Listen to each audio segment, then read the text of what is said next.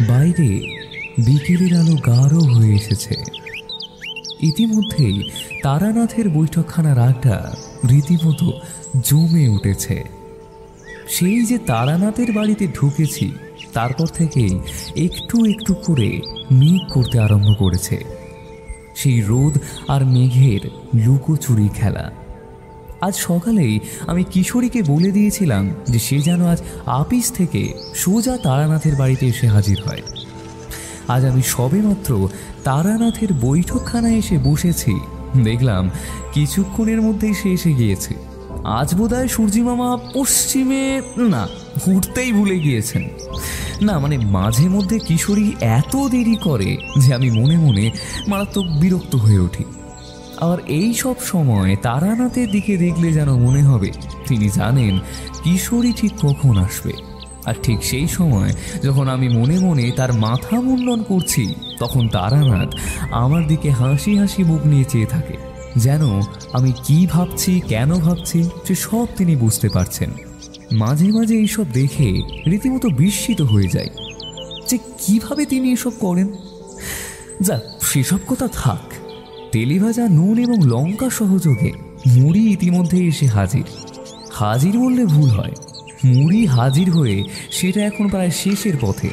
পড়ে থাকা মুড়ির অবশিষ্টাংশটুকু গালে পুড়ে কিশোরী বলল, ঠাকুরমশাই, আজকে আপনাকে একটু চুপচাপ লাগছে কেন বলুন তো? তারানাথের এই ভাবটা মাঝে মাঝে হয়, কিছুদিন থাকে আবার চলে যায়। দেখলাম তারানাথের চোখ কেমন ভাষা ভাষা হয়ে রয়েছে। কিন্তু সত্যি আজকে আসা থেকে তিনি একটাও কথা বলেননি, শুধু বাইরের দিকে উদাসীন ভাব নিয়ে তাকিয়ে রয়েছেন। কিছুক্ষণ পর তিনি বললেন, বুঝলে ঝোকরারা, আজকের এই বৃষ্টিটা দেখে একটা পুরনো কথা যেন মাথা ছাড়া দিয়ে উঠছে, আর গায়ের লোমগুলো কেমন যেন খাড়া হয়ে যাচ্ছে সেটা ভাবলে। তারানাথের চেয়ে বয়সে বেশ খানিকটা ছোট হলেও আমরা কেউই ঠিক যাকে ছোকরা বলে সেটি নই। তবু তারানাথ আমাদের ছোকরা বলেই মাঝে মাঝে সম্বোধন করে থাকেন, আর আমরা নির্দ্বিধায় সেটি মেনেও নিই। হঠাৎ ফট করে কিশোরী বলল, আপনার বৃষ্টি দেখলেই কি সব মনে পড়ে যায় নাকি ঠাকুরমশাই? বুঝলাম কিশোরী তার কাজ শুরু করে দিয়েছে। এটাকে নিয়ে আর সত্যিই পারলাম না, কিন্তু আজ তারানাথের মুখ থেকে গল্প বার করতে গেলে একটু আধটু খোঁচা মানে আর কি। যাই হোক, তারানাথ এইবার জানলার দিক থেকে মুখ ফেরালেন কিশোরীর দিকে। সেই মুখে ক্রোধের সামান্যটুকু চিহ্ন নেই। সেই ছোট্ট ছেলে দুষ্টুমি করলে বাবা মা যেমন একটা হাসি হাসি মুখ নিয়ে তাকিয়ে থাকে, এটা কতকটা ওরকম। ধাতস্থ মার্জিত গলায় তারানাথ বলল, আজকে তোমার এই বুড়োকে তাতিয়ে গল্প বের করার প্রক্রিয়াটার কার্যকরী হবে না, বুঝলে কিশোরী? আমি এতে একটু অবাক হলাম। এরকম যখন সময় আসে যখন তারানাথ বিষণ্ণ থাকে, তার ভাব কেমন যেন আলাদা হয়ে যায়, যেন হারিয়ে যায় কোনো এক সুদূর প্রান্তের পারে। কিন্তু আজ যেন তিনি এতটাই মার্জিত যে কিশোরীও তার মারপ্যাঁচ দেখাতে অসফল। তারানাথ কিছুক্ষণ আমাদের দুজনেরই ভাবটা উপভোগ করলেন, এরপর চারি চাটা দিয়ে গেল। তারানাথ বলল, নাও, আগে চাটার একটা গতি করে ভেলো দেখি। কিশোরী বলল, তাহলে কি এরপরেই আর একটা গল্প শুনতে পাবো? কতবার বলেছি গল্প নয়, গল্প নয়, সব এক একটি অভিজ্ঞতা। যাকে সবুজকে বুঝিয়ে কোনো লাভ নেই। আসল কথা হচ্ছে যে লৌকিক জগতে পরিভ্রমণ করা মানে এই নয় যে অলৌকিক জগৎ হয় না। এই নিয়ে যদি বলতে হয় তাহলে সেই ছোটবেলায় মাঠের মাঝখানে দেখা সেই লোকটি, সে কি? আমি দেখলাম তারানাথ আধ্যাত্মিকতার দিকে চলে যাচ্ছে। আমি একটু গলা খাগড়ে বললাম, বলছি ঠাকুরমশাই, আপনি কি যেন একটা বলতে যাচ্ছিলেন। তারানাথ যেন এতক্ষণ কোনো এক স্রোতের টানে ভেসে যাচ্ছিলেন। হঠাৎ যেন বুঝতে পারলেন সেই স্রোতের বিমুখে যেতে হবে, না হলেই কিন্তু তিনি ভেসে যাবেন। তিনি হারিয়ে যাওয়া খেইটা আবার ধরে বললেন, দেখো, তোমাদের আমি আগেও বলেছি, যার ক্ষমতা অসীম তার কাছে তখন শুধু সেই ক্ষমতাটাই কোনো বস্তু হলো না, তার সাথে আসে কর্তব্য। সে সেটা কোন কাজে লাগাবে, শুভ কাজে নাকি অশুভ কাজে, এই বিষয় নিয়ে একটা ব্যাপার তো তোমরা জানো নিশ্চয়ই। সেবার যখন আমার দীক্ষা হয়েছিল, ঘোর সূর্যগ্রহণ লেগে রয়েছে। এরকম দিনে দীক্ষা হলে সাধকের সাধনা জীবন খুব উজ্জ্বল হয়। আমার গুরু বলেও ছিলেন, সাধনা করলে অনেক শক্তি অর্জন করতে পারবো, কিন্তু সেই শক্তি নিজের স্বার্থে বা অন্যের ক্ষতি সাধনে ব্যবহৃত করলে ঘোর অনর্থ হবে। তবে জানোই তো, আমি বাবা শক্তি রাখতে পারিনি, না অন্যের ক্ষতি বা অন্য কোনো ভাবে না, হারিয়েছিলাম আমি লোভের বশবর্তী হয়ে। যাই হোক, শুধু ওই যে মধু সুন্দরী দেবীর আশীর্বাদ, এর জন্য ওই ভাত কাপড়ের জন্য ভাবতে হয় না। যাক সেসব কথা, যাগে সেসব কথা। আসলে কি জানো, মাঝে মাঝে সেই গ্রামের কথা খুব মনে পড়ে। সেই গ্রামের বৃষ্টির সোদা সোদা গন্ধ, সেই মেঘ করে আসার পর আমবাগানে দৌড়ে যাওয়া, সব সব আজ কেমন যেন ঝাপসা হয়ে গিয়েছে। কালের ন্যায় সবই আজ স্মৃতির অতল গভীরে তলিয়ে গিয়েছে। কিশোরী দেখল তারানাথের ভাবধারা আর কবিত্বের চোটে গল্প শোনাটাই আজ বোধহয় মাঠে মারা যায়। সে বলল, হ্যাঁ ঠাকুরমশাই, গল্পটা এবার শুরু করে দিন। তারানাথ বলল, দাঁড়াও, চাটা বলে আসি আমি। বলে তিনি ভিতরে চলে গেলেন। তারপর কিছুক্ষণ পর বেরিয়ে এলেন। ইতিমধ্যে সন্ধেও নেমে গিয়েছে। পাশিংশুয়ের প্যাকেট থেকে একটি পাশিংশু বের করে তারানাথ 2-4টে শুকটান মারার পর গল্প শুরু করলেন। সত্যি বলতে, এত সব অনাবৃত ঘটনা আমার জীবনে ঘটেছে যে ভাবলে আমি নিজেই কখনো কখনো অবাক বোধ করি। আর তোমরা নিশ্চয়ই ভাবো যে পুরো সাজিয়ে সাজিয়ে মিথ্যে কথা বলে। তোমাদেরও দোষ দেওয়া যায় না। যাকগে, আজকে যে ঘটনাটা আমি বলবো সেটা আমার সেই প্রথম জীবন পেরিয়ে ওই ধরো মাঝামাঝি হবে 25 বছর আগের কথা।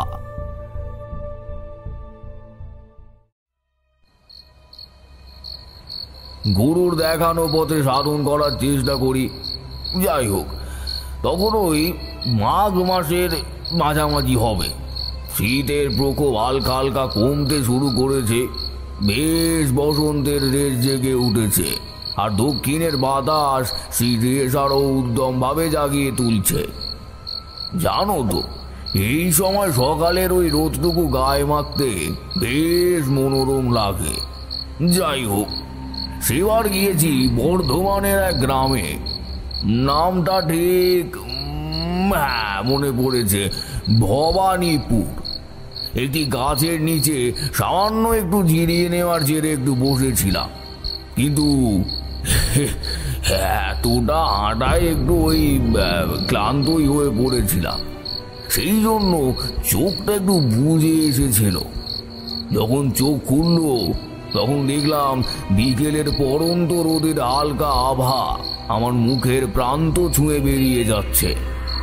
এইবার তাড়াতাড়ি উঠে পড়লাম। বিকেলের পরন্ত রোদে দেখলাম পাখিরা তাদের বাসায় ফিরে যাচ্ছে। এসে থেকে একটা জিনিস আমার চোখের আড়ালে হয়ে গিয়েছিল। দেখলাম পাশে একটা বিল রয়েছে। উফ, মনটা যেন খুশি হয়ে উঠল। নিশ্চয়ই বুঝতে পারছো যে কতটা ক্লান্ত ছিলাম। এরপর ওই বিলে হাত মুখ ধুয়ে গ্রামের দিকে রওনা দিলাম। মাথায় একটা কথা তখনও ঘুরছিল, রাত্রিটা তো কোথাও একটা আশ্রয় নিতে হবে। হঠাৎ দেখলাম সামনে একটা ময়রার দোকান। সেখান থেকে একটু চিড়ে দই কিনে খাচ্ছি, এমন সময় দোকানদার বলল, ঠাকুর মশাই কইতা হইতে আইছেন? আমি খেতে খেতে বললাম, কোথাও থেকে নয়, এই পথ চলছি, চলতে চলতে এসে পড়লাম এখানে। আমার কথায় তার কি মনে হলো জানি না, সে প্রথমে একটু বুড়ো কুঁচকলো, বোধহয় ভাবলো কোনো সন্ন্যাসী হবে। কিছুক্ষণ আর মুখে কোনো কথা নেই। তারপর দেখলাম সে এসে টুক করে আমায় প্রণাম করে নিল। আমাকে বাধা দেওয়ার কোনো সুযোগই সে দিল না। ঠাকুর মশাই আমি বুঝেছি আপনি কি, আপনি সন্ন্যাসী তো? আমি তখন বললাম, দেখো, আমি একজন ব্রাহ্মণ, ওসব কিছু না। পথে পথে ঘুরে মাঝে মাঝে কোথাও 1-2 দিন থাকি, তারপর আবার বেরিয়ে পড়ি। সে হঠাৎ একটু আনন্দিত হয়ে তার পর মুহূর্তেই কেমন যেন মূর্ছমান হয়ে গেল। তারপর বলল, আমরা নিচু জাত ঠাকুর মশাই, না হলে আমাদের গৃহে একবার পদধূলি দিতে কইতাম। আর দুঃখী করে লাভ কি? যিনি খাওয়ান পরান তিনি এরকম করে পাঠিয়েছেন। আমি না করে বললাম, আরে এসব কি কথা? না না, তুমি যদি চাও আমি অবশ্যই যাব। তখন সে বলল, না ঠাকুর মশাই, আমাদের এখনকার জমিদার বাবু ওনাদের ওইখানে অতিথিদের থাইকার লাগে একখান জায়গা বানিয়েছেন। আমি বুঝলাম উনি অতিথিশালার কথা বলছেন। এরপর আমি বললাম, ও আচ্ছা, তবে চলো তোমাদের বাড়ি।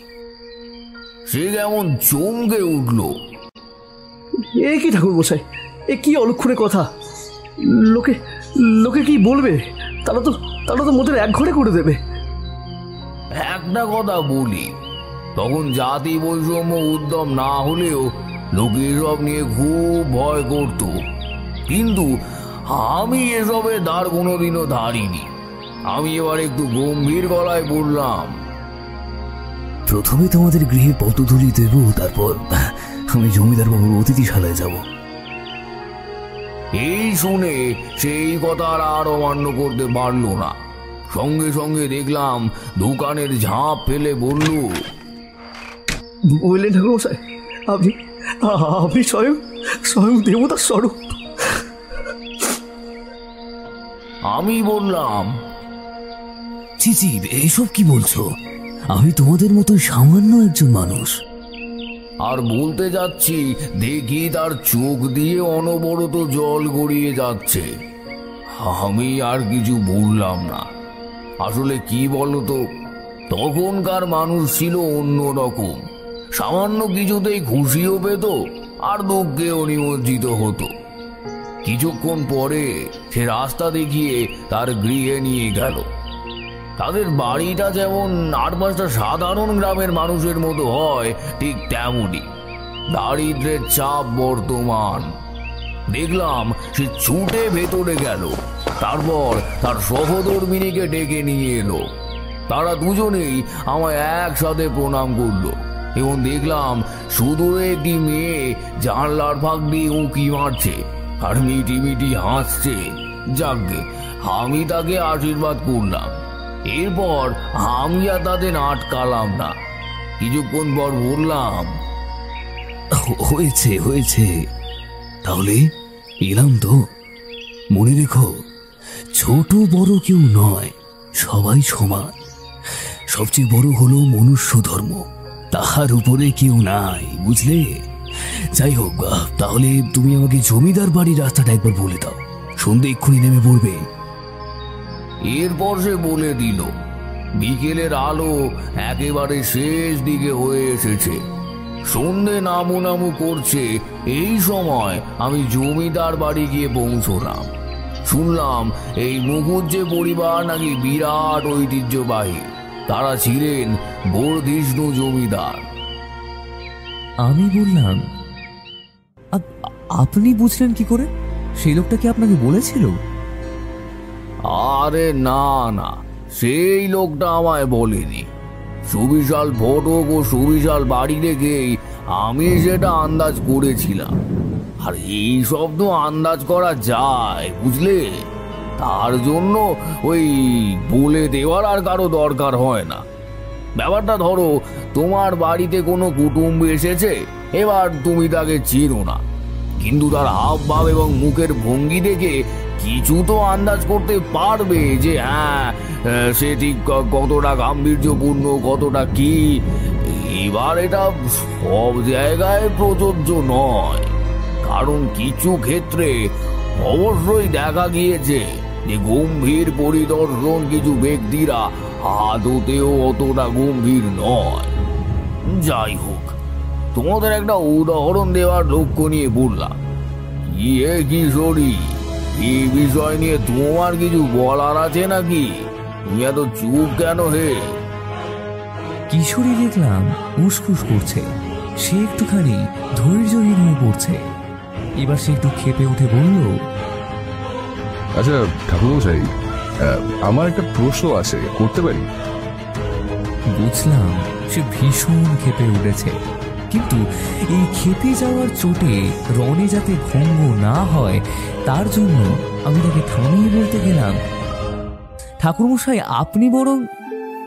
কিন্তু এর মাঝেই দেখলাম ঠাকুরমশাই বলে উঠল, অবশ্যই, কেন নয়।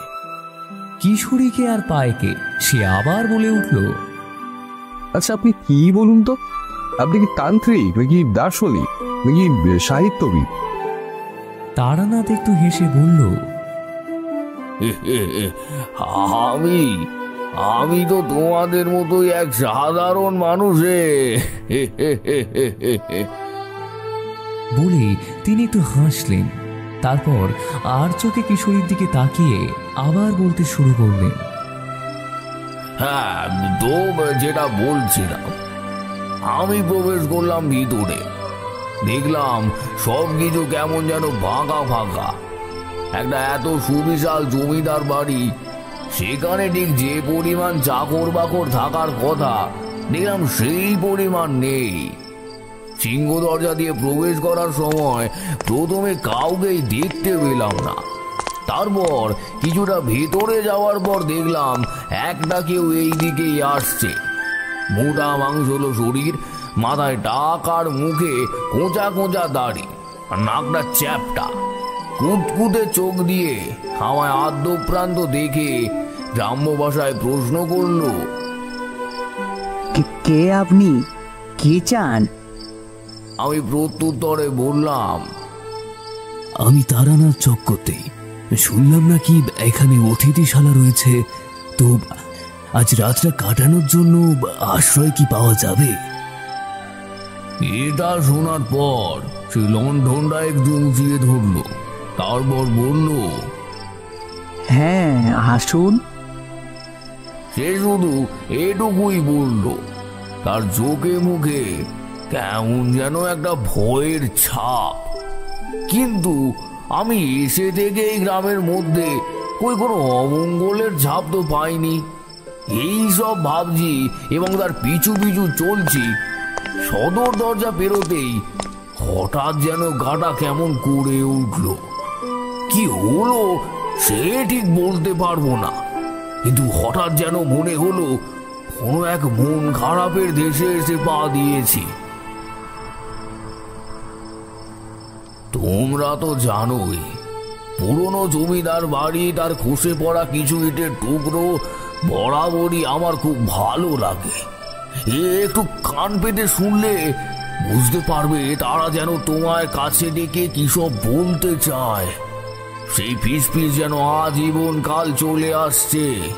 তার কোনো আদি নেই, তার কোনো অন্ত নেই, কিছুই নেই। সেইগুলো উপলব্ধি করা সহজবোধ্য নয়, বুঝলে? আর এই সব জমিদার বাড়িতে প্রবেশ করলে মনের ভিতরটা কেমন একটা যেন করে ওঠে। যাই হোক, তো এই সব ঠিকভাবে উপভোগ করব, ঠিক সেই সময় এই মনে কেমন একটা দাগ ধরে গেল। সেই চাকরটা দেখলাম পথ ঘুরে গিয়ে দেউড়ির পিছন দিয়ে একটা ভিতরের মহলে গেল। যেটা লক্ষ্য করলাম বুঝলে, বাড়িতে তেমন কেউ থাকে না, কারণ গোটা বাড়িটা কেমন যেন থমথম করছে। ছোট্ট মেয়ে হঠাৎ বকা খেলে কিছুক্ষণের মতো যেমন থেমে তারপরই কান্নায় ফেটে পড়ে, ঠিক তেমনই। যাই হোক, আমাকে ঘরটা দেখিয়ে সে খুলে দিয়ে চলে গেল। কিছুক্ষণ পরেই দেখলাম ভৃত্যটার সাথে আর একজনকে এসে দাঁড়িয়েছে, তার হাতে আর এক গাড়ু। অন্য লোকটি বাইরে থেকে আদেশ দিচ্ছে, ঠিকঠাক রেখেছিস তো? এক কাজ কর, কাঠগুলো এনে রাখ এখানটায়, আর চিড়ে দুধটা ভেতরে রেখে আয়। সে দেখলাম বিনা বাক্য ব্যয়ে সব রকম কাজ করতে লাগলো। তারপর কিছুক্ষণ পর একটু বিরক্ত হয়ে বলল, আরে আগে তো একটা লণ্ঠন ঠাকুর মশাইয়ের কাছে দিয়ে আসবি। এইবার সে যেন চটকা ভেঙে হারিয়ে যাওয়া প্রাণ ফিরে পেল। সে বলল, হ্যাঁ, এই দেখুন, ভুলেই গেছি। আসলে একটু ঘুমিয়ে পড়েছিলাম কি না, ঘুমটা কেটে ওই আর কি একটু। আমি মনে মনে হাসলাম। এই কারণেই সে ওরকম চুপচাপ ভাবে ছিল। কিন্তু তোমাদের সত্যি বলছি, ওর চোখে কিন্তু ঘুমের কোনো ছাপ ছিল না। যাই হোক, দেখলাম আমার যত্ন বেশ ভালো মতোই নেওয়া হচ্ছে। সত্যি বলতে, সাধারণ কোনো অতিথির যেভাবে ব্যবস্থা করা হয় ঠিক তেমনটা নয়। কিছুক্ষণ পরে নায়েবমশাই একটা লণ্ঠন হাতে করে ঘরে প্রবেশ করলেন। এবার তোমরা ভাবতেই পারো যে আমি উঠে বাইরে কেন গেলাম না, ভেতর থেকেই সবকিছু প্রত্যক্ষ কেন করছিলাম। আসলে ঘরের ভেতরে আমি যে কোণটায় বসেছিলাম সেখানে এতটাই দুর্ভেদ্য অন্ধকার যে চোখে কিছুই দেখা যায় না। এবারে অন্ধকারে অন্ধের মতো হাতড়ে হাতড়ে কতটুকুই বা যাবো। ওহ হ্যাঁ, এটা বলা দরকার, ঘরটা কিন্তু নিতান্তই বেশ বড় ছিল। যাক, নায়েবমশাই ঢুকতেই এতক্ষণ অন্ধকারাচ্ছন্ন ঘরটি আলোকিত হয়ে উঠল। আমি মুখ তুলে তাকালাম। নায়েবমশাইয়ের শরীরে গঠনে বয়স বাড়ার চাপ বিদ্যমান। যাই হোক, উনি ঘরে প্রবেশ করে হাসি মুখ করে বললেন,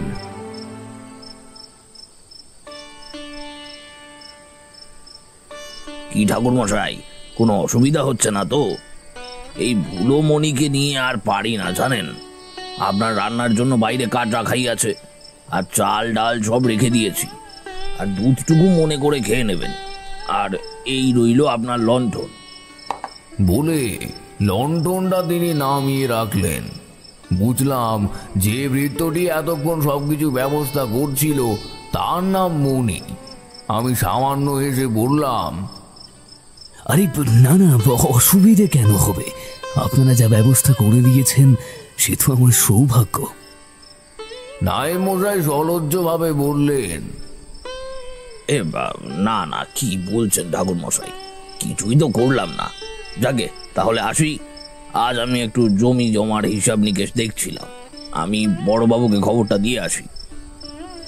আমি বললাম, বড়বাবু বলতে জমিদার রুদ্রনারায়ণ কি? হ্যাঁ ঠাকুর মশাই, আপনি ঠিকই ধরেছেন।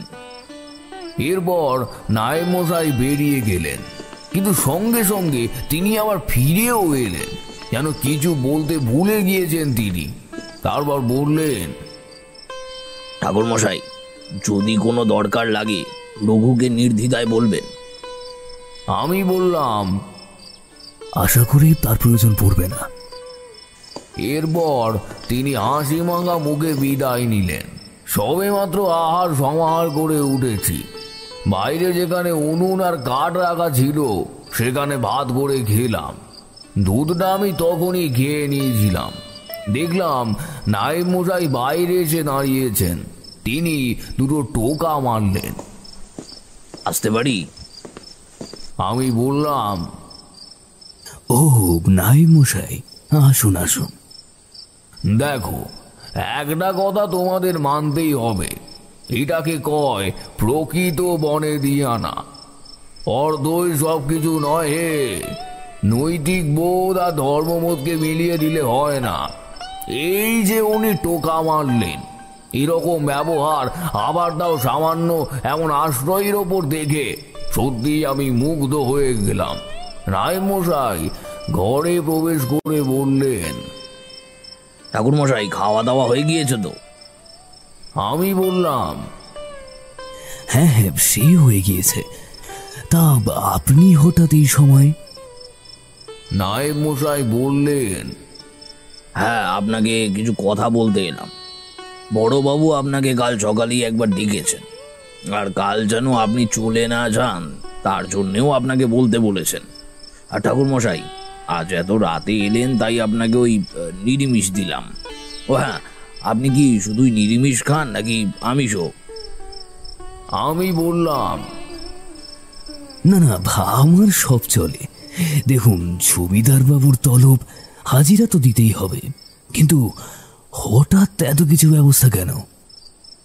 এবার নায়েব মশাই একটু অপ্রস্তুত হয়ে বললেন, না মানে সেরকম কিছুই নয় ঠাকুরমশাই, আজ এইসব কথা থাক, বড় কাল এইসব নিয়ে কথা হবে। আপনি আজ শুয়ে পড়ুন। আমি দেখলাম সে যখন বলতে চাইছেই না, না হয় থাক। তিনি চলে যাওয়ার কিছুক্ষণ পরে আমি দরজাটা দিয়ে আলোটা খানি কমিয়ে দিয়ে সেটা দরজার পাশে রেখে তক্ত বসে শুয়ে পড়লাম। এদিকে এইসবের মাঝে সেই অমঙ্গলজনক প্রবৃত্তিটা প্রায় ভুলতেই বসেছিলাম।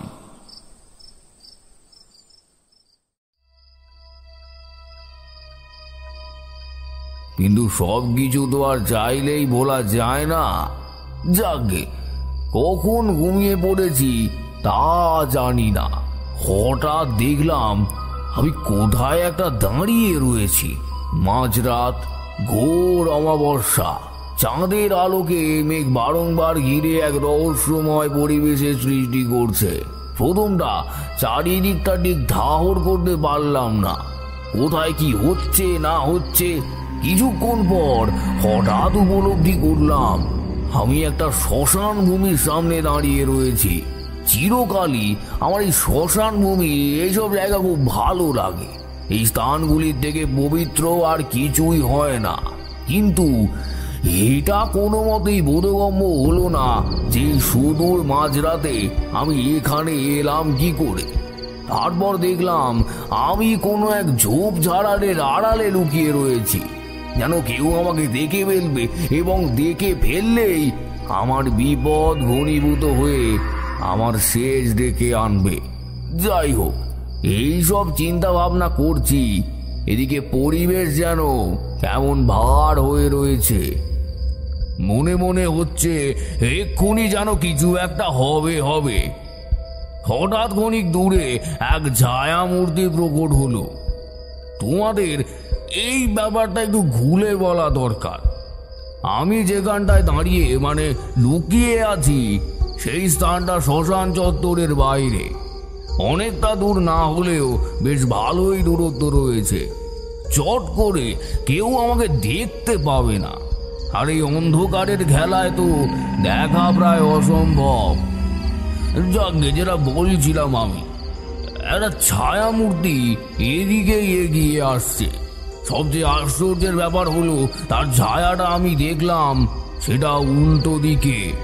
মানে ব্যাপারটা হলো এরকম, মাথা নিচের দিকে এবং পা উপর দিকে। সে দেখলাম ঠিক সেভাবেই চলে আসছে। আমি মনে মনে একটু শঙ্কিত হলাম, এ আবার কি ব্যাপার? এ কে? আর এই মাঝরাতে এখানে কি করছে?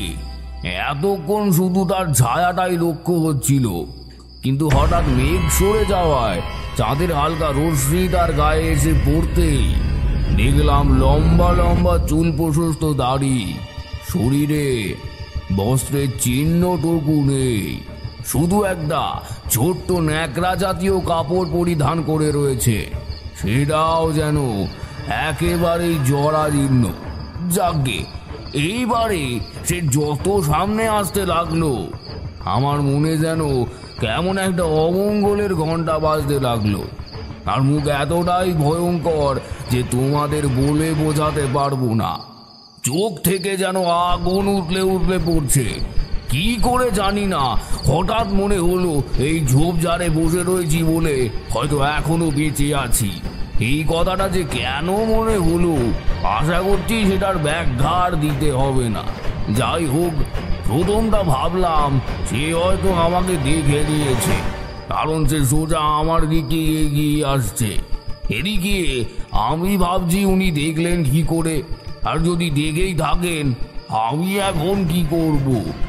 ঠিক এই সময় তিনি আমাকে চমকে দিয়ে পথ ঘুরে শ্মশানের দিকে অগ্রসর হলেন। হঠাৎ একটা বোঝা যেন নেমে গেল। তিনি দেখলাম সোজা চিতার দিকে এগিয়ে চলেছেন। এবার একটা কথা ভালো করে বুঝো, চিতা হলো সেই জায়গা যেখান থেকে আত্মার মোক্ষ লাভের পথ সুপ্রশস্ত হয়। আর শ্মশান ভূমি মানে একটা পবিত্র স্থান। হ্যাঁ, তো যেটা বলছিলাম আমি দেখলাম সে সোজা ঠিক ওইভাবে উল্টো হয়ে হাতে হেঁটেই সেই চিতার দিকে চলেছে। ঠিক কি কারণে জানি না, কিন্তু মনে হলো যেন যত সে চিতার দিকে এগোচ্ছে তার এগোনোর গতি যেন বেড়ে চলেছে। এরপরে এক অদ্ভুত ব্যাপার লক্ষ্য করলাম, সে চিতার কুণ্ডের ভিতরে মুখ গুঁজে কি যেন খুঁজছে। ব্যাপারটা এতটাই বীভৎস সে তোমাদের আর কি বলবো। গাটা কেমন যেন গুলিয়ে উঠল। সেই ঘনায়মান অন্ধকারে সে যখন ভিড়ছে, দেখলাম একটা পোড়া চায়ের সাথে একটা পাতার অবশিষ্টাংশ। এইবার ব্যাপারটা আমার বোধগম্য হলো। তোমাদের মনে আছে কাপালিক বলেছিল সেই যে কোনো মাসের অমাবস্যা তিথিতে যদি দুপুরবেলা ঘূর্ণিঝড় ওঠে বা জোর হাওয়া দেয়, তাহলে সেই হাওয়ায় উড়ে যাওয়া কোনো অসত্য পাতা একটা মন্ত্র বলতে বলতে ধরে ফেলতে পারলেই সেই পাতা গুঁড়ো করে কাউকে খাওয়ালে সে বশীভূত হয়ে যাবে। এটাও ঠিক ওরকমই কিছু একটা গূঢ় ক্রিয়া। কোনো এক অমাবস্যা তিথির আগে পূর্ণিমাতে যদি কোনো সাধক নরবলি দিয়ে তার হাড় এখানে পুঁতে দেয় এবং তারপর সেটি যদি কোনো পুণ্য আত্মা হয়, তাহলে তো সেটা আরো ভালো হবে। যাই হোক, সে যাকেই বলি দেওয়া হয় তার বয়স ধরে নাও ওই 8 থেকে 10 বছর, নিতান্তই শিশু। এইসব ক্রিয়া কোনো সাধক বা সন্ন্যাসীরা করে না। এরকম নির্মম সাধনা শুধুমাত্র কয়েক গোষ্ঠী কাপালিক এবং নিম্নতন্ত্রে সিদ্ধ লোভী অসাধুরা করে। আমি এই ক্রিয়ার কথা আমার গুরুর থেকে জেনেছিলাম। জেনেছিলাম যে এই ক্রিয়া করলে নাকি সাধক অশুভ শক্তির অধিকারী হয়। কিন্তু আর একটা জিনিসও রয়েছে, এই সাধনায় যতটা সুফল পাওয়া যায়, সাধনা বা সমস্ত ক্রিয়ার সামান্য কিছুতে যদি গলদ হয়, তাহলে সেই সুফলটা কুফল নয়, একেবারে মৃত্যু হিসেবে নেমে আসে। যাকে যেটা বলছিলাম, ওই হাড়টা যখন ছাই হয়ে যায়, ছাই হওয়ার পরেও সেই ছাইয়ের মধ্যে ওই হাড়ের সামান্য অবশিষ্টাংশ রয়ে যায়। সেটাই খুঁজে এনে সেই কুণ্ডে বলি এবং বলির রক্ত প্রদান করা হয়েছিল সেখানে এটি সমর্পণ করতে হবে। যদি সেটা না হয়, সাধকের এতদিনের ক্রিয়া নষ্ট তো হয়, কিন্তু যদি পরবর্তী অমাবস্যার মধ্যে সে আরেকটি যুবক বা যুবতীর পূর্ণাহুতি না দেয়, তাহলেই তার মৃত্যু অনিবার্য। সে যেই ডামরতন্ত্রে সিদ্ধ দেবীকে বসে এনে তাদের থেকে শক্তি লাভের আশায় ছিল, এবার তারাই তার মৃত্যুর কারণ হবে। যাই হোক, আবার সেই গুঁড়ো ক্রিয়ার মধ্যে চলে যাচ্ছি। হ্যাঁ, তো যেটা বলছিলাম, দেখলাম আস্তে আস্তে সেই মূর্তিটি শ্মশান থেকে বেরিয়ে আসছে। এইবার লক্ষ্য করলাম আমি যেদিকে দাঁড়িয়ে রয়েছি তার অপর প্রান্ত থেকেও একজন আসছে।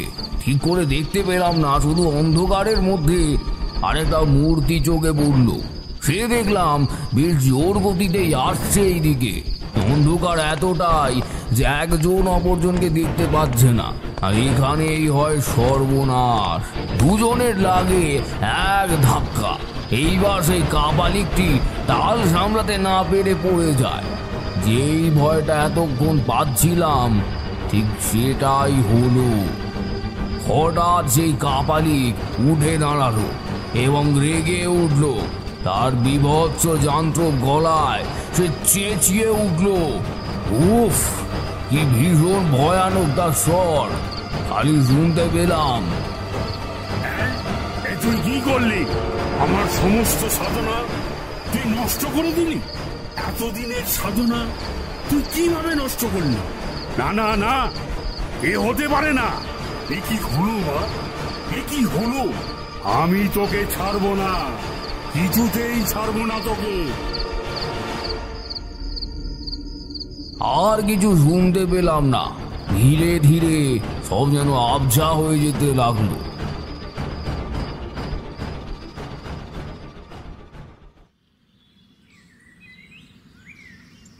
কিছুক্ষণ পরে হঠাৎ সেই ভৃত্যের ডাকে আমার ঘুমটা ভেঙে গেল। শুনতে পেলাম সে আমায় ডাকছে, ঠাকুর মশাই, আপনি উঠেছেন?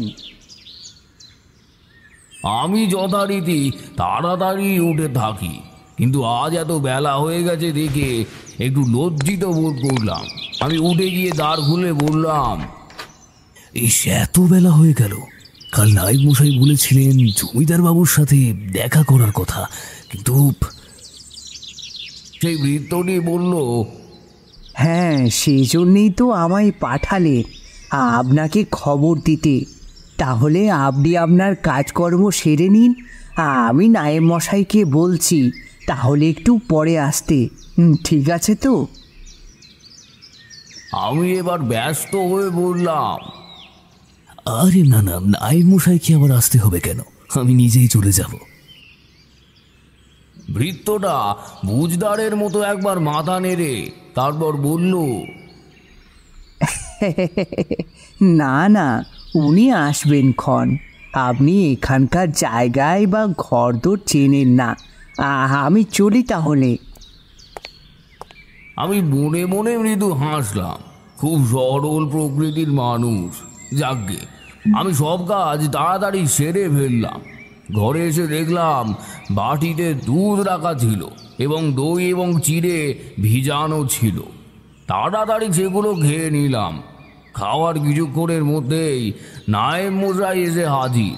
উনি বললেন, তাহলে ঠাকুর মশাই, কাল রাতে ঘুম আসতে দেরি হয়েছিল বুঝি? আমি একটু অপ্রস্তুত হয়ে বললাম, হ্যাঁ মানে ওই আর কি, মাঝে মাঝে একটু আর কি। এবার নায়েব মশাই বললেন, আপনার খাওয়া দাওয়া হয়ে গিয়েছে তো? তাহলে চলুন আপনাকে একবার জমিদার মশাইয়ের কাছে নিয়ে যাই। অতিথিশালা থেকে বেরিয়ে একটা পাক ঘুরে অন্দরমহল পর্যন্ত সুপ্রশস্ত রাস্তা। একটি চলে গেছে গিরগির পুকুরের দিকে, আরেকটি চলে গেছে ঠাকুর বাড়ির দিকে। দেখলাম সেখানে দুর্গা মায়ের কাঠামো রয়েছে। বুঝলাম তাহলে এখানে 12বারই দুর্গা পূজা হয়। কিছুক্ষণ পরে অন্দরমহলে প্রবেশ করলাম। আমার সামনে সামনে নায়েব মশাই চলেছে এবং পিছন পিছন চলেছি আমি। রাত্রে সেই স্বপ্নটার মানে আমি এখনো খুঁজে পাচ্ছি না। কেই বা সেই কাপালিক, আর সেই ছেলেটি বা কে তাকে সে অভিশাপ দিল, আর সেই সব আমি দেখতে পাওয়ার কারণ কি?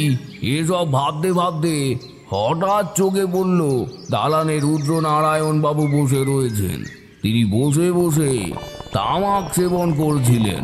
আমাকে দেখেই ব্যস্ত হয়ে তিনি উঠে দাঁড়ালেন, প্রণাম করে বললেন, আসুন আসুন ঠাকুরমশাই, আসুন আসুন, বসুন। আমি প্রতি নমস্কার করে বললাম, আহা, অত ব্যস্ত হবেন না। এরপর তিনি বসলেন, তারপর আমিও বসলাম।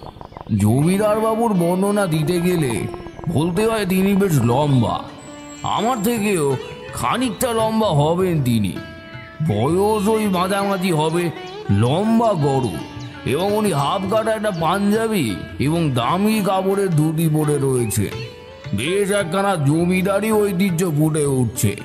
তিনি বেশ খানিকক্ষণ আমার দিকে চেয়ে আছে। এমন সময় তার পিছন থেকে একটা মেয়ে উঁকি মারলো। আমি ভাবলাম, বাবা, এই মেয়েটি আবার কে? এই জমিদার বাড়ি তো খালি পড়ে রয়েছে, তাহলে এটি আবার কে? মেয়েটি খুবই ছোট, বেশ মিষ্টি দেখতে, মাঝে মাঝে উঁকি মারছে এবং আমায় দেখে ফিক ফিক করে হাসছে। আমি ওই দিকে অনেকক্ষণ তাকিয়ে আছি দেখে দেখলাম নায়েব মশাই এবং জমিদার বাবু দুজনেই আমার দিকে একবার তাকাচ্ছেন, আর যেই দিকে আমি চেয়ে রয়েছি সেই দিকে একবার তাকাচ্ছেন। প্রথমটা না বুঝলেও আস্তে আস্তে বুঝলাম যে ওই মেয়েটাকে ওনারা দেখতে পাচ্ছেন না। এ কি ব্যাপার? আমি নিজেকে একটু সামলে নেওয়ার চেষ্টা করলাম। জমিদার বাবু প্রশ্ন করলেন, ওদিকে কি দেখছেন ঠাকুরমশাই? আমি চটকা ভাঙার মতো বললাম, হ্যাঁ, না মানে যেন একটা, ও না না, হ্যাঁ ঠিকই বলেছেন, একটা বিড়াল। এবারে জমিদার বাবু যেন ব্যাপারটা বুঝে নিয়ে বললেন, ও আচ্ছা আচ্ছা আচ্ছা, আমি ভাবলাম বোধহয় কিছু দেখে আপনি চমকে গেছেন। আসলে কালকেই দেখা সাক্ষাৎ হতো, কিন্তু ওই যে আপনিও রাত্রে এলেন আর আমি একটু অন্য গ্রামে গিয়েছিলাম, তাই আসতে দেরি হয়ে গেছিল। রাতও অনেকটা হয়ে গেছিল তো এইসব চলাকালীন, তাই আর কালকে আপনাকে বিরক্ত করিনি। এতক্ষণে আমি একটু ধাতস্থ হয়ে উঠেছি। এবার আমি না না করে উঠলাম, এ বাবা, না না, বিরক্ত আবার কি? আপনার অতিথিশালায় আমায় থাকতে দিয়েছেন, সবাই এত যত্ন নিচ্ছেন, এ তো পরম সৌভাগ্যের কথা। এবার জমিদার বাবু সলজ্জ মুখে বললেন, না ঠাকুরমশাই, যত্ন কি আর দেখছেন, সেসব দিন তো আর নেই। আমি বললাম, কেন নেই, কেন বলছেন? এরপর জমিদার বাবু হাঁক দিলেন, হ্যাঁ কে আছিস? হ্যাঁ মণি, ঠাকুরমশাইকে তামাক দিয়ে যা। হ্যাঁ হ্যাঁ, ঠাকুরমশাই কি যেন বলছিলেন? আরে নায়েব মশাই, আপনি আবার দাঁড়িয়ে রইলেন কেন? বসুন বসুন। নায়েব মশাই বললেন, আপনারা গল্প করুন, আমার ওদিকে একটু জমি জমার হিসেব বাকি রয়েছে, আমি চলি বড়বাবু। জমিদার বাবু বললেন, ও আচ্ছা আচ্ছা, ঠিক আছে ঠিক আছে, আপনি এখন আসুন তাহলে। এই কথা শুনে তিনি বিদায় দিলেন, যেন এই আদেশটার অপেক্ষায় তিনি করছিলেন। এবার সেই চাকরটা তামাক দিয়ে গেল। আমি ভুরুক ভুরুক শব্দে তামাক টানা শুরু করলাম। মাঝখানে উনি বললেন, আচ্ছা ঠাকুরমশাই, আপনার কাছে যদি কিছু অনুরোধ করি, আপনি কি সেটা রাখবেন? আমি তামাক টানা বন্ধ করে বললাম, আরে অনুরোধ কেন বলছেন? আপনি বলুন না, কি বলবেন? জমিদার বাবু প্রথমে একটু ইতস্তত করলেও তারপর খানিক পরে বললেন, আসলে ঠাকুরমশাই, প্রায় কয়েক মাস কেটে গেছে এই অতিথিশালার দিকে কেউ আসেনি, আর কোনো ব্রাহ্মণ সন্তান বা সাধু সন্ন্যাসীর কথা তো ছেড়েই দিলাম। আমি আপনাকে সোজাসুজি বলছি, আমাদের বাড়িতে যদি কেউ আসে, হ্যাঁ বিশেষত সাধু সন্ন্যাসী বা ব্রাহ্মণ কেউ যদি আসে, হ্যাঁ তাহলে না সে আর বেঁচে ফেরে না। যে রাত্রে আসে সে রাত্রেই তার মৃত্যু হয়। আর খারাপ ভাববেন না ঠাকুরমশাই, আপনি আপনি ভাবতেই পারেন যে আপনি কাল যখন এলেন তখন এইসব জানানো হয়নি কেন। কারণটা হলো, এর আগেও একজনকে আমরা সাবধান করেছিলাম, কিন্তু সেও এই অভিশাপের কাছ থেকে মুক্তি পায়নি। এই বাড়ির গণ্ডির বাইরে বেরিয়ে যাওয়ার পরই ভোর রাতে তার মৃতদেহ আম গাছের ডালে ঝুলন্ত অবস্থায় পাওয়া যায়। আমি বললাম, বলেন কি? এ তো অত্যন্ত ভয়ানক, কিন্তু আমার কিছু হলো না কেমন করে? তিনি বললেন, সেটাই তো আশ্চর্যের। মানে আমি খুব খুশি হয়েছি যে আপনি জীবিত রয়েছেন। কতদিন পরে আমাদের বাড়িতে কারোর এরম আগমন ঘটেছে। আমি এইসব শুনে এতটাই অবাক হলাম যে বলার মতো নয়। এ কিভাবে সম্ভব? এ ঠিক যে এ বাড়িতে আসা থেকে এখন পর্যন্ত অলৌকিক কিছু ব্যাপার ঘটেছে, কিন্তু তাই বলে কাল যে আমার মৃত্যু অনিবার্য ছিল সেটা তো জানা ছিল না। আর সেরকম কিছু কই তো বুঝতেও পারলাম না। আর এসব কেনই বা হবে? আমি এবার চোখটা খানি কুঁচকে বললাম, আচ্ছা জমিদার বাবু, এসব হওয়ার কারণ কি বলুন তো? মানে এসব তো স্বাভাবিক ব্যাপার নয়।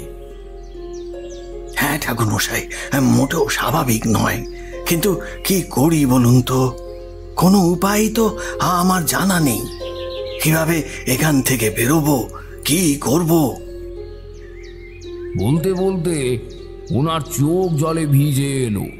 আমি খানিকক্ষণ চুপ করে রইলাম, কিছু বললাম না। নিঃশব্দে তামাক সেবন করতে লাগলাম এবং আমার আশা থেকে ঘটনাগুলো এক এক করে সাজাতে লাগলাম। কিছুক্ষণ পরে বললাম, দেখুন, আপনি যেহেতু বললেন যে আমি একমাত্র বেঁচেছি, তাহলে হয়তো এখানে যা ঘটছে তার বিহিত আমি করতে পারি। কিন্তু আমাকে একটা কথা বলুন তো, এই গ্রামের সবাই এই কথাটা জানে তো? হ্যাঁ হ্যাঁ, সকলেই তো জানেন, তাই তো আর এই বাড়িতে কারোর যাতায়াত নেই, আমাদেরকেই যেতে হয়। একদিকে ভালো, প্রজাদের রাজাদের কাছে আসার থেকে রাজা যদি প্রজার কাছে যায় সেটা আরো ভালো। তাহলে তাদের দুঃখ কষ্ট আনন্দ সবই না ভাগ করে নিতে সুবিধে হয়। তবে আফসোস একটাই। বলে একটা দীর্ঘশ্বাস ফেলে চুপ করে গেলেন। যে যখন চুপ করছি তার মাঝে মাঝেই চলছে তামাক সেবন। একটা জিনিস বুঝলাম, উনি ব্যাপারগুলো বলবেন বলবেন করেও বলে উঠতে পারছেন না। আমি এবার জিজ্ঞাসা স্বরে বললাম, তাহলে আপনাদের এখানে যে ময়রার দোকান আছে সেই লোকটি তো কই আমাকে কিছু বললো না, বরং সে আমাকে আপনাদের এখানে আসার রাস্তা বদলে দিল। জমিদার বাবু এবার যেন দারুণ অবাক হয়ে গেলেন, যেন আমার এই বেঁচে থাকার থেকেও বড় কিছু শুনেছেন। বললেন, কি বললেন? ময়রা? না না না না, এ কি বলছেন? হতেই পারে না, অসম্ভব। আর একজন লোক, সে আবার আপনাকে এদিকে আসতে বলেছে। কি সব বলছেন ঠাকুর মশাই? আমি সত্যি বলছি, তার উপর সে আমাকে তার বাড়িতে নিয়ে গেল, তারপর তো আমি এখানে এলাম। এবার জমিদার বাবু কেমন যেন ঘাবড়ে গিয়ে বললেন, আচ্ছা ঠাকুর মশাই, আপনি অতিথিশালায় কখন এসেছেন? ওই ধরুন সন্ধেবেলা, মানে সন্ধে হয়। আপনি কোথা থেকে আসছিলেন? মানে কত দূর থেকে? এই যে আপনার গ্রামে ঢুকতেই যে একটা বড় বট গাছ পড়ে, ওইখানটা। হ্যাঁ, এবার বলুন তো, ওখান থেকে এখানে আসতে ওই কত মাইল বা কতটা সময় লাগে? দেখুন, কমসে কম 4 মাইল তো হবেই। আর আমি বেরিয়েছিলাম তখন বিকাল অনেকটাই গড়িয়েছে। এবার আমি চুপ করে গেলাম। জমিদার বাবু যে চেয়ারটায় আরাম করে বসেছিলেন সেখান থেকে একটু উঠে সোজা হয়ে বসলেন। আমি এবার কেমন যেন ভিমড়ি খাওয়ার মতো হয়ে গেলাম। কি করে সম্ভব? কিন্তু আমি তো ব্যাপারটা ঠিক ধরতেই পারলাম না। সব কিছু কেমন যেন ওলট পালট হয়ে আসছে। 5 মাইল যদি রাস্তা হয়, কতটা সময়?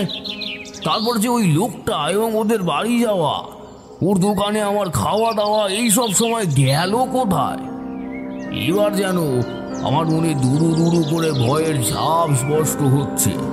আমি জমিদার বাবুকে বললাম, আপনি কাজ করুন, আপনি পুরো ব্যাপারটা আমাকে একবার খুলে বলুন, না হলে আমি কিছুই করতে পারবো না। আমাকে পুরো ব্যাপারটা বুঝতে হবে, না হলে কিছুই যে আটকানো যাবে না। শুনুন তাহলে, আমাদের এই মুখার্জি পরিবার নেহাত কম নয়। ভাই, দাদা, পিসি, মাসি, ভরা সংসার। আর আমাদের এই ভবানীপুরের কেন আশেপাশের 10টা গ্রামের লোককেও জিজ্ঞাসা করলে বলে দেবে। কি বলে দেবে জানেন? যে ভবানীপুরের জমিদারদের ঐতিহ্য সেই সময় কি প্রকার ছিল। বেশি দিন হয়নি ঠাকুরমশাই, আজ মনে হয় যেন কালকেরই কথা। শুধু যে ঐতিহ্য ঐশ্বর্য তা নয়, প্রজাপরায়ণ এবং এই প্রজার প্রতি সব সময় উদার, সব ঠিকঠাক চলছিল। আমাদের দুর্গাপুজো খুব বড় করে হতো জানেন ঠাকুরমশাই। গ্রামের লোক তখন এইখানেই থাকে, আর সত্যি বলতে তারা আমাদের খুব ভালোবাসতো। কোনো কিছুর কোনো অভাব ছিল না, মাঠ ভর্তি ধান, বেশ বেশ স্বাচ্ছন্দ্যে সব চলে যাচ্ছিল। সব থেকে সুন্দর ব্যাপারটা হলো এই বাড়ি সারাক্ষণ লোকে খিচখিচ করছে। আজ এসেছে তো কালও, আজ হেনার আত্মীয় তো পরের দিন অন্যের। এত ঘর দূর ছোটরা খেলে বেড়াচ্ছে, সারাক্ষণ হই হই চই চই। এইসব শুনছি, হঠাৎ যেন মনে হলো জমিদার বাবুর গলা দূরে কোথাও সরে যাচ্ছে। ব্যাপারটা কি হলো কিছুই ঠাউর করতে পারলাম না। কিছুক্ষণ পরে দেখলাম চারিদিকটা কুয়াশার মতন কেমন আচ্ছন্ন হয়ে রয়েছে। তার বলা কিছু কথা মাঝে মাঝে শুনতে পাচ্ছি। আর পুজোর দিনগুলোর কথা তো বলবেলি না। লোকেদের ওই হট্টগোল শোনা যাচ্ছে, বাচ্চারা খেলছে, গ্রামের লোকেরা জয়ধ্বনি দিচ্ছে, এক উন্মত্ত সাজে মেতে উঠেছে সমস্ত গ্রাম। এইবার দেখলাম সেই বাচ্চা মেয়েটা নুপুর পায়ে আবার এসে হাজির হয়েছে। আমি দেখলাম সে হাতের ইশারা করে আমাকে তার পিছন পিছন ডাকছে। অবস্থাটা কেমন তা বুঝতে পারছো তো হে? আমি প্রথমটা বুঝতে পারলাম না কি করব, আর পিছন পিছন যাব নাকি। শেষে মনস্থির করলাম না, আমি যাব, যা হবে সে দেখা যাবে। তখন আমার মনে সেরকম ভয় কাজ করছিল না। মনে মনে নিজেকে শক্ত করে তার দিকে এগিয়ে গেলাম। তার কাছাকাছি যেতেই সে হেসে ছুট দিল। আমিও তার পিছন পিছন চললাম। যেতে যেতে হঠাৎ দেখলাম ধীরে ধীরে সবকিছু পরিবর্তন হতে থাকলো। ফাঁকা জমিদার বাড়ি হঠাৎ যেন সাজে সেজে উঠল। পাশ থেকে কাদের যেন শব্দ শুনতে পাচ্ছি। এ তো বাড়ির মেয়ে বউদের আলাপ আলোচনা ও রসিকতার সুর। এইবার যেন সেই কুয়াশা চলে গিয়ে আসল রূপ দেখতে পেলাম। চারিদিক ফুলের সাজে, কাপড়ের সাজে, বিভিন্ন ফুলদানি, বিভিন্ন কায়দায় আঁকা নকশা, উঠানে বড় করে আঁকা রয়েছে আলপনা। দেখতে পাচ্ছি আমার এই দিক ওই দিক দিয়ে অনেকগুলো বাচ্চা আসছে এবং খেলে বেড়াচ্ছে। আর অন্যদিকে পুজোর ব্যস্ততা আর গ্রামের লোকেদের জয়ধ্বনি। উফ, সে কি দৃশ্য তোমাদের আমি বলে বোঝাতে পারবো না।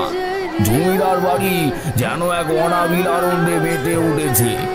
এইসব দেখতে দেখতে লক্ষ্য করলাম সেই মেয়েটা দূরে এক ধামের পাশে দাঁড়িয়ে রয়েছে আর মিটি মিটি হাসছে। এইবার লক্ষ্য করলাম সিঁড়ি দিয়ে উঠে কারা যেন কথা বলতে বলতে আসছে। এতক্ষণ আমার মাথায় একটা কথা আসেনি। এইবার হঠাৎ আসতে একটু অপ্রস্তুত বোধ করলাম। এই কথাটা ভাববার সঙ্গে সঙ্গে সেই ধামের পাশ থেকে একটা বাচ্চা মেয়ের আওয়াজ আমার কানে ভেসে এলো। চিন্তা করো না, ওরা তোমার দেখতে পাবে না, দেখতে পাবে না। আর দেখতে পাবেই বা কি করে? ওটা টহল হয়ে গেছে, তুমি তো শুধু দেখছো। উপলব্ধি করো, বুঝলে? উপলব্ধি। এইরকম একটা ছোট্ট শিশুর এরকম কথাবার্তা দেখে আমি বিস্মিত হব কি? ভাব রুদ্ধ হয়ে গেছি। যাই হোক, এরকম একটা পরিবেশ উপভোগ করতে করতে আমি যেন কোথায় হারিয়ে যেতে লাগলাম। আজ যেন জীবনের একটি বিশিষ্ট দিন। সত্যি বলছি হে, ওরকম দৃশ্য, ওরকম পরিবেশ আমার গোটা জীবনে আর কোনোদিন দেখিনি আমি এত লোকের সমাগম। এই দিক ওই দিক থেকে হাসির টুকরো কানের পাশ দিয়ে বেরিয়ে যাচ্ছে। আবার শুনতে পেলাম কোনো এক বামুন ঠাকুর মন্ত্র পড়ছেন। বাড়ির মেয়ে বউয়েরা তাদের ছেলে মেয়েদের সেখানে নিয়ে চলেছে। তারা সবাই মিলে লাইন দিয়ে সেখানে উপস্থিত হচ্ছে। কেউ কেউ জমিদার বাবুর জয়ধ্বনি দিতে, জমিদার বাবু নানা করে উঠতে আবার মায়ের জয়ধ্বনি দেওয়া হচ্ছে। এই রকম এক সমন্বয়ে আমি ভেসে গিয়েছি। আমার চোখ দিয়ে তখন আনন্দের অশ্রু প্রবাহিত হচ্ছে। এই ব্যাপারগুলো উপভোগ করছি। হঠাৎ দেখলাম আবার কুয়াশা আচ্ছাদিত হচ্ছে। বুঝতে পারলাম এবার যাওয়ার সময় আগত। সে মেয়েটা দেখি আবার তার দিকে ইশারায় আমায় ডাকছে। এবার আমি একটা কাজ করলাম, ইচ্ছা করে আমি তার দিকে না গিয়ে উল্টো দিকে যেতে লাগলাম। দেখতে চাইলাম সে কি করে। এমন সময় দেখলাম সিঁড়ি দিয়ে কারা যেন আসছে। আমি অপ্রস্তুত হইনি, কারণ আমি জানতাম আমায় কেউ দেখতে পাচ্ছে না। দেখলাম জমিদার রুদ্রনারায়ণ বাবু, নায়েব মশাই আর আরেকজন যুবক। তাকেও দেখতে কতটা রুদ্রনারায়ণের মতো। প্রথমটা দেখে ভুল হয় এটা বোধহয় রুদ্রনারায়ণ বাবুর যুবা সময়ের রূপ, কিন্তু তারপরে বুঝলাম যে ওটা ওনার পুত্র হতে পারে। এইবার দেখলাম হঠাৎ মেয়েটা সামনে এসে উপস্থিত হলো। সে বলল, চলো চলো, যাওয়ার সময় তহ হয়ে এলো নাকি? আসো দেখি, এখন এইটুকুই। শুনে হঠাৎ যেন উপলব্ধি করলাম পৃথিবীর নিজ মাধ্যাকর্ষণ টানে যেন কোথায় ফিরে যাচ্ছি। আবার অনুভব করতে পারলাম আমি সেই চেয়ারখানাতেই বসে রয়েছি। জমিদার বাবু এখনো বলে চলেছে, এই সবই চলছিল, কিন্তু ভাগ্যের কি পরিহাস। হঠাৎ এক অদ্ভুত ঘটনা ঘটল। তারপর থেকেই সব যেন বদলে যেতে শুরু করলো। কুয়াশা কেটে যেতে লাগলো, আবার সবকিছু স্পষ্ট। সেই সকাল, সেই জমিদার বাবু, সেই রুদ্রনারায়ণ আর তার সেই গল্প। এতক্ষণ কথা বলার পর তিনি থামলেন। তিনি হাঁক দিয়ে মণিকে ডাকলেন। সেই শুনে মণি এসে তাকে জল দিল। সে এসে দিয়ে গেলে তারপর তিনি বললেন, কি ব্যাপার ঠাকুর মশাই? হ্যাঁ, কোনো কথা বলছেন না যে? ও না না, আমি শুনছি, আপনি বলুন। তিনি আবার বলতে শুরু করলেন, এরপর শুরু হচ্ছে এক মর্মান্তিক অধ্যায়। আমাদের আত্মীয়র বাড়িতে আমাদের সমস্ত পরিবারের আমন্ত্রণ ছিল, কিন্তু কথা হচ্ছে যে অনুষ্ঠানটা অনুষ্ঠিত হতো সন্ধেবেলায়, সেইখানে সেই রাত্রে থাকার ব্যবস্থাও হয়েছিল। কিন্তু কাউকে একজনকে আসতেই হতো, না হলে জমিদারি সামলাতো কে। ঠিক হয়েছিল আমি এবং নায়েব মশাই চলে আসব, কিন্তু আমার ছেলে শরৎ বাঁধ সাধল। সে বলল সে নাকি যাবে। আমাদের সেই রাত্রে বলি এত দূর যেতে হবে না, আমরা অনেক আটকালাম, কিন্তু সে আমাদের কথা কিছুতেই শুনল না, সে গেল। আমি এখানে জমিদার বাবুকে থামিয়ে দিয়ে বললাম, আচ্ছা, আপনার ছেলে যদি যেত তাহলে অসুবিধা কি হতো? ও তো নাবালক নয়, সে যুবক হয়েছে, বাড়ির ভার সামলাতে শিখেছে। তাহলে? তিনি বললেন, না ঠাকুর মশাই, এখানে একটা অভূতপূর্ণ ব্যাপার রয়েছে। আমার ছেলে শরতের ভাগ্যে একটা বড় ভাড়া রয়েছে। সেই ভাড়ায় তার মৃত্যু পর্যন্ত হতে পারে। এবার আমাদের পরিবারের যিনি জ্যোতিষ গুরু, তিনি বলে গিয়েছিলেন যে আমাবস্যা তিথিতে রাত্রির 1টার পর সে যেন বাইরে না আসে। কিন্তু কি বলি ঠাকুর মশাই, সে আমাদের কথা অমান্য করে চলে গেল। আমি তাকে দিব্যি দিতে গেলে সে আমাকে কোনোভাবে অগ্রাহ্য করে এড়িয়ে গেল যে ভাববার কিছু নেই। আমি তাও তার সাথে 4টে লেঠেল দিলাম, কিন্তু শেষ রক্ষা হলো না। ওইখান থেকে ফেরার সময়, মানে সেই রাত্রেবেলা ফেরার পর থেকে ও কেমন জানি বিপদে গেল। জানেন কি হয়েছে? কিছু বলে না, কেমন একলা একলা থাকে। প্রথমে তো আমাদের কিছুই বলতে চায়নি, কিন্তু কি বলবো বাবা ঠাকুর, দিনকে দিন আমার স্বাস্থ্যবান ছেলেটা একদম ওই রোগা কাঠির মতন হয়ে যেতে লাগলো। ঠিকভাবে কথা পর্যন্ত বলে না। আমি জিজ্ঞাসা করলাম, আচ্ছা, আপনার ছেলে বিবাহিত নাকি অবিবাহিত? জমিদার বাবু বললেন সে বিবাহিত ছিল, তার এক মেয়েও ছিল। জন্ম দেওয়ার সময় তার স্ত্রীর ওই মুহূর্তে মৃত্যু হয়, সে আর বিয়ে করেনি। অনেকজন বলেছে দ্বিতীয় বিয়ের কথা, মেয়েটাও ছোট, কিন্তু সে কারুর কথায় কান দিত না। মেয়েকে সব সময় আগলে আগলে রাখত, আর মেয়েটাও রাজনন্দিনীর মতন মানুষ হচ্ছিল। ওইটুকু বয়সেই সে যেন সব বুঝে যেত। আর মেয়ের খুনসুটি দেখলে আপনার না মন ভরে যাবে ঠাকুর মশাই। বাবা আর মেয়ে সে যে কি মজার, কি মিল। সে মেয়ে আবার কি বলতো জানেন? হ্যাঁ, ধরুন কোনো প্রজা তার কোনো আর্জি নিয়ে এসেছে, সে তখন বলতো, আমার রাজ্যে প্রজারা দুঃখে থাকবে, এটা আমি কিছুতেই মানব না। কত সুন্দর কথা বলতো। যাই হোক, এত সুন্দর ভরা সংসার আমার ধীরে ধীরে ভেঙে যেতে শুরু করলো। শরৎ কেমন যেন হয়ে যেতে লাগলো। ধীরে ধীরে ওর মেয়েকেও যেন কেমন করতো জানেন, বলতো ভয় ভয়, আমার কাছে থাকিস না, থাকিস না আমার কাছে, তোর তোর তোর ভালো হবে না, যা যা, চলে যা, চলে যা, তুই চলে যা। ওর মেয়ে কাঁদতে কাঁদতে বলতো, কেন বাবা তুমি এমন করছো? সে ধমাস করে কপাট তার মুখে বন্ধ করে দিত। তবু মেয়েটা কোনোদিন রাগ করেনি। প্রায় সময় সে সেই দরজার সামনে বসে থাকতো। কিন্তু কি আর বলি ঠাকুর মশাই, এরপর থেকে অবস্থা খারাপ হতে শুরু হলো। সে নিজেকে ঘরবন্দি করে নিল। সে আলো না কি আর সহ্য করতে পারে না। অন্ধকারের মধ্যে ডুবে থাকতো সারাদিন। ধীরে ধীরে পাগল হয়ে যেতে লাগলো। একদিন জ্বরের ঘরে সে সব কথা বলে ফেললো। সে বলল, সে যখন ফিরছিল তখন হঠাৎ কার সাথে একটা ধাক্কা।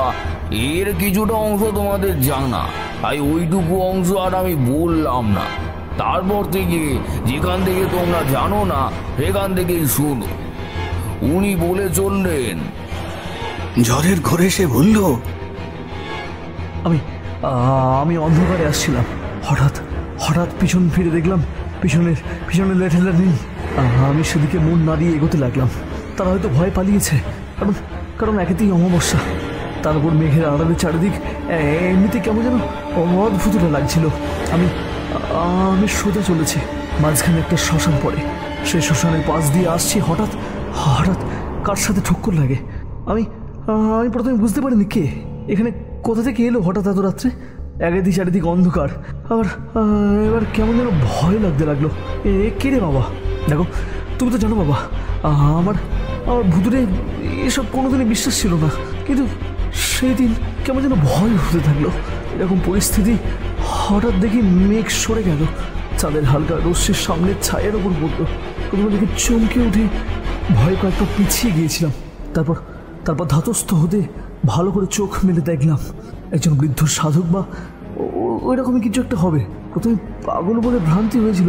দেখলাম লম্বায় প্রায় 6 ফুট, চুলগুলো পা পর্যন্ত ঝুলছে, নখ এত বড় বড় যে তাতে মাটি এবং নোংরা ভরে কেমন একটা বয়ে পড়া রাক্ষসে হাত লাগছে।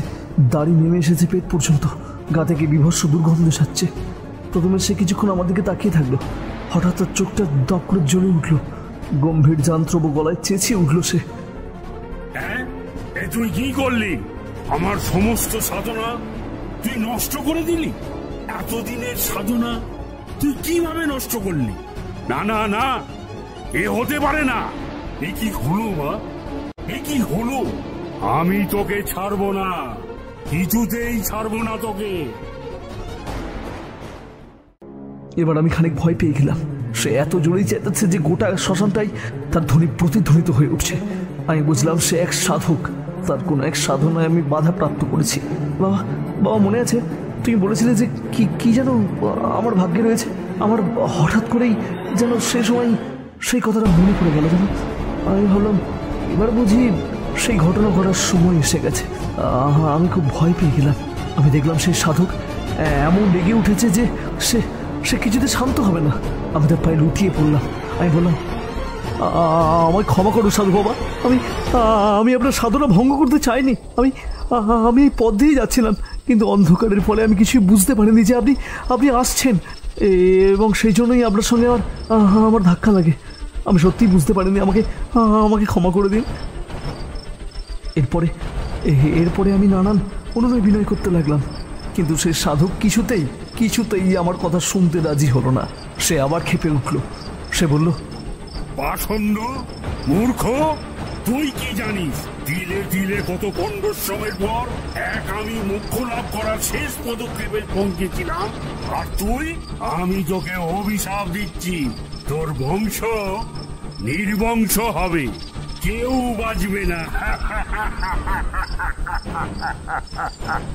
তোর পরবর্তী প্রজন্ম শেষ হয়ে যাবে, তোর পরিবারে বাদি দেওয়ার মতো কেউ থাকবে না। তুই আমার সাধনা ভঙ্গ করেছিস, আজ তোর শেষ দিন, তোর মৃত্যু আমার হাতে হবে।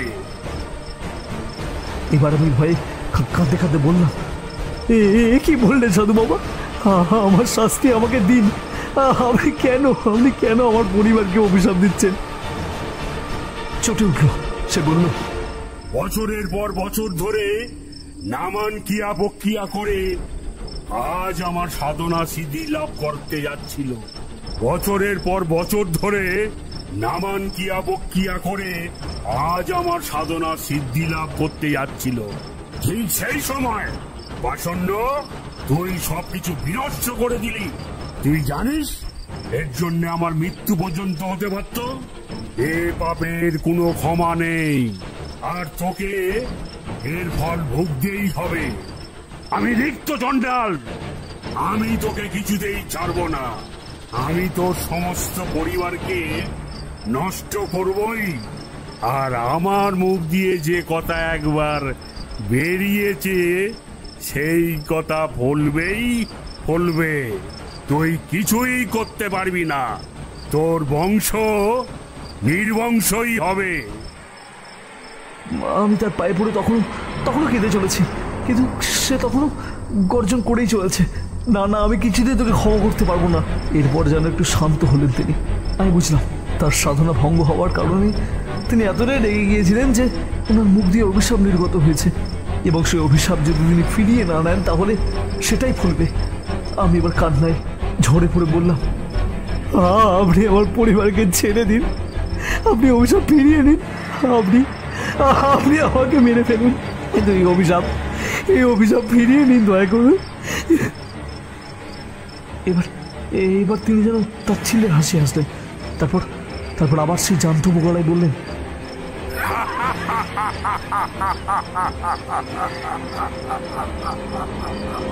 তোকে আমি আজ মারব না, কারণ তোকে যদি আজ আমি মেরে ফেলি তাহলে তুই একদিনেই মারা যাবি।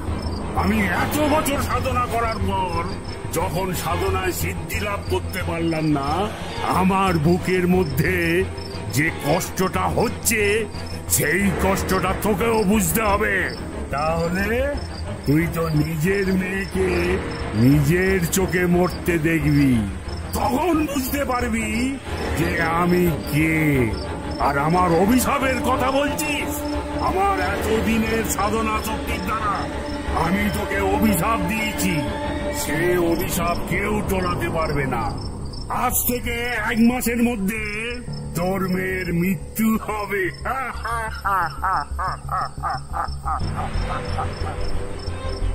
তারপরে দেখলাম সে কি মন্ত্র পড়তে আরম্ভ করেছে। এতক্ষণ চারিদিক নিস্তব্ধ ছিল, হঠাৎ সে নিস্তব্ধতা ভঙ্গ করে চারিদিকে প্রবল ঝড় উঠল। গাছগুলো এদিক ওদিক খেলে ভয়ানক আলোড়ন সৃষ্টি করলো। হঠাৎ দেখলাম একটা কালো অন্ধকার কোথা থেকে যেন আমার দিকে ধেয়ে আসছে। আমি প্রথমে বুঝতে পারলাম না যে কি। তারপরে সেই সাধকটা অট্টহাসি করে উঠল, বলল,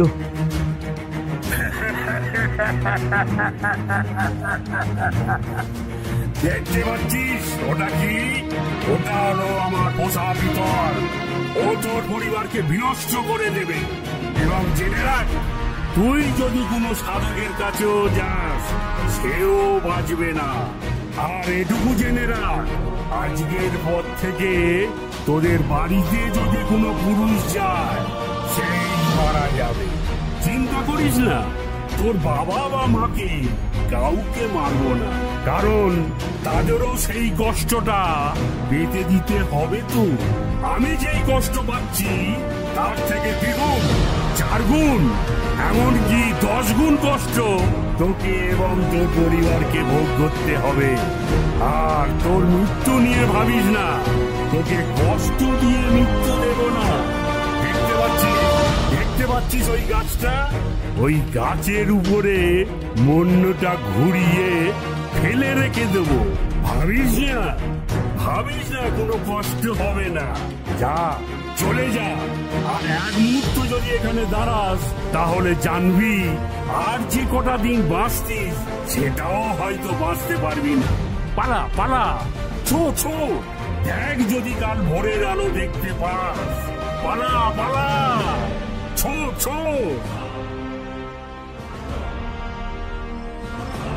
দেখলাম আমার পিছনে সেই কালো অন্ধকার ছায়াটা ধীরে ধীরে আসছে। আমি যতই ছুটছি, সে আমার পিছু ছাড়ছে না। পিছন থেকে এখন কাপালিকে রক্তহাসি শোনা যাচ্ছে। আমি আর নিতে পারলাম না। ছুটতে কোথায় যেন একটা অজ্ঞান হয়ে পড়ে গেলাম। ঘুম ভাঙল আমার।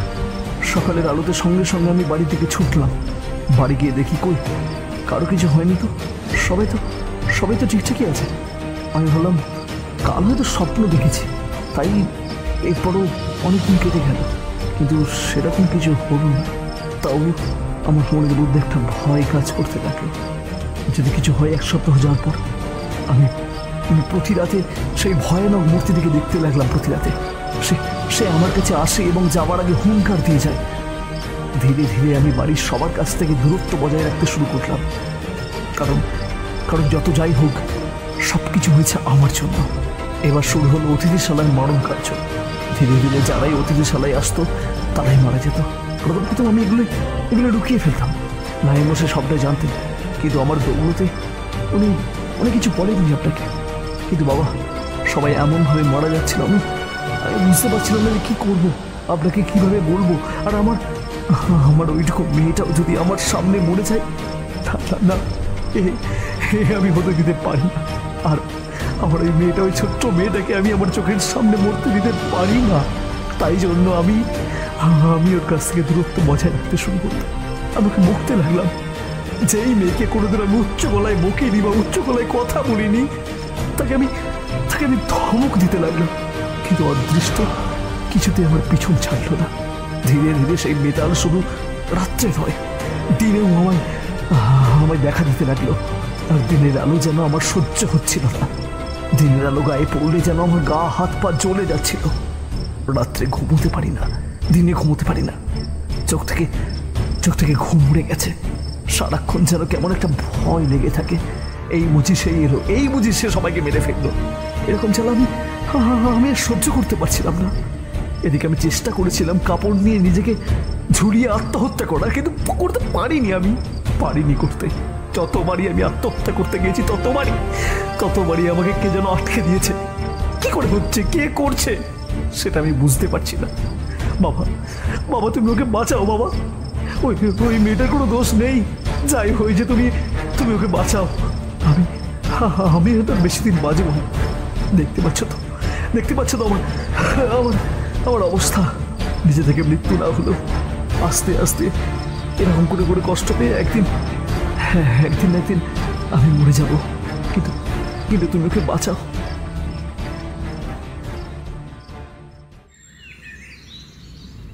এরপর ধীরে ধীরে ও শরীরের অধঃপতন হতে লাগলো।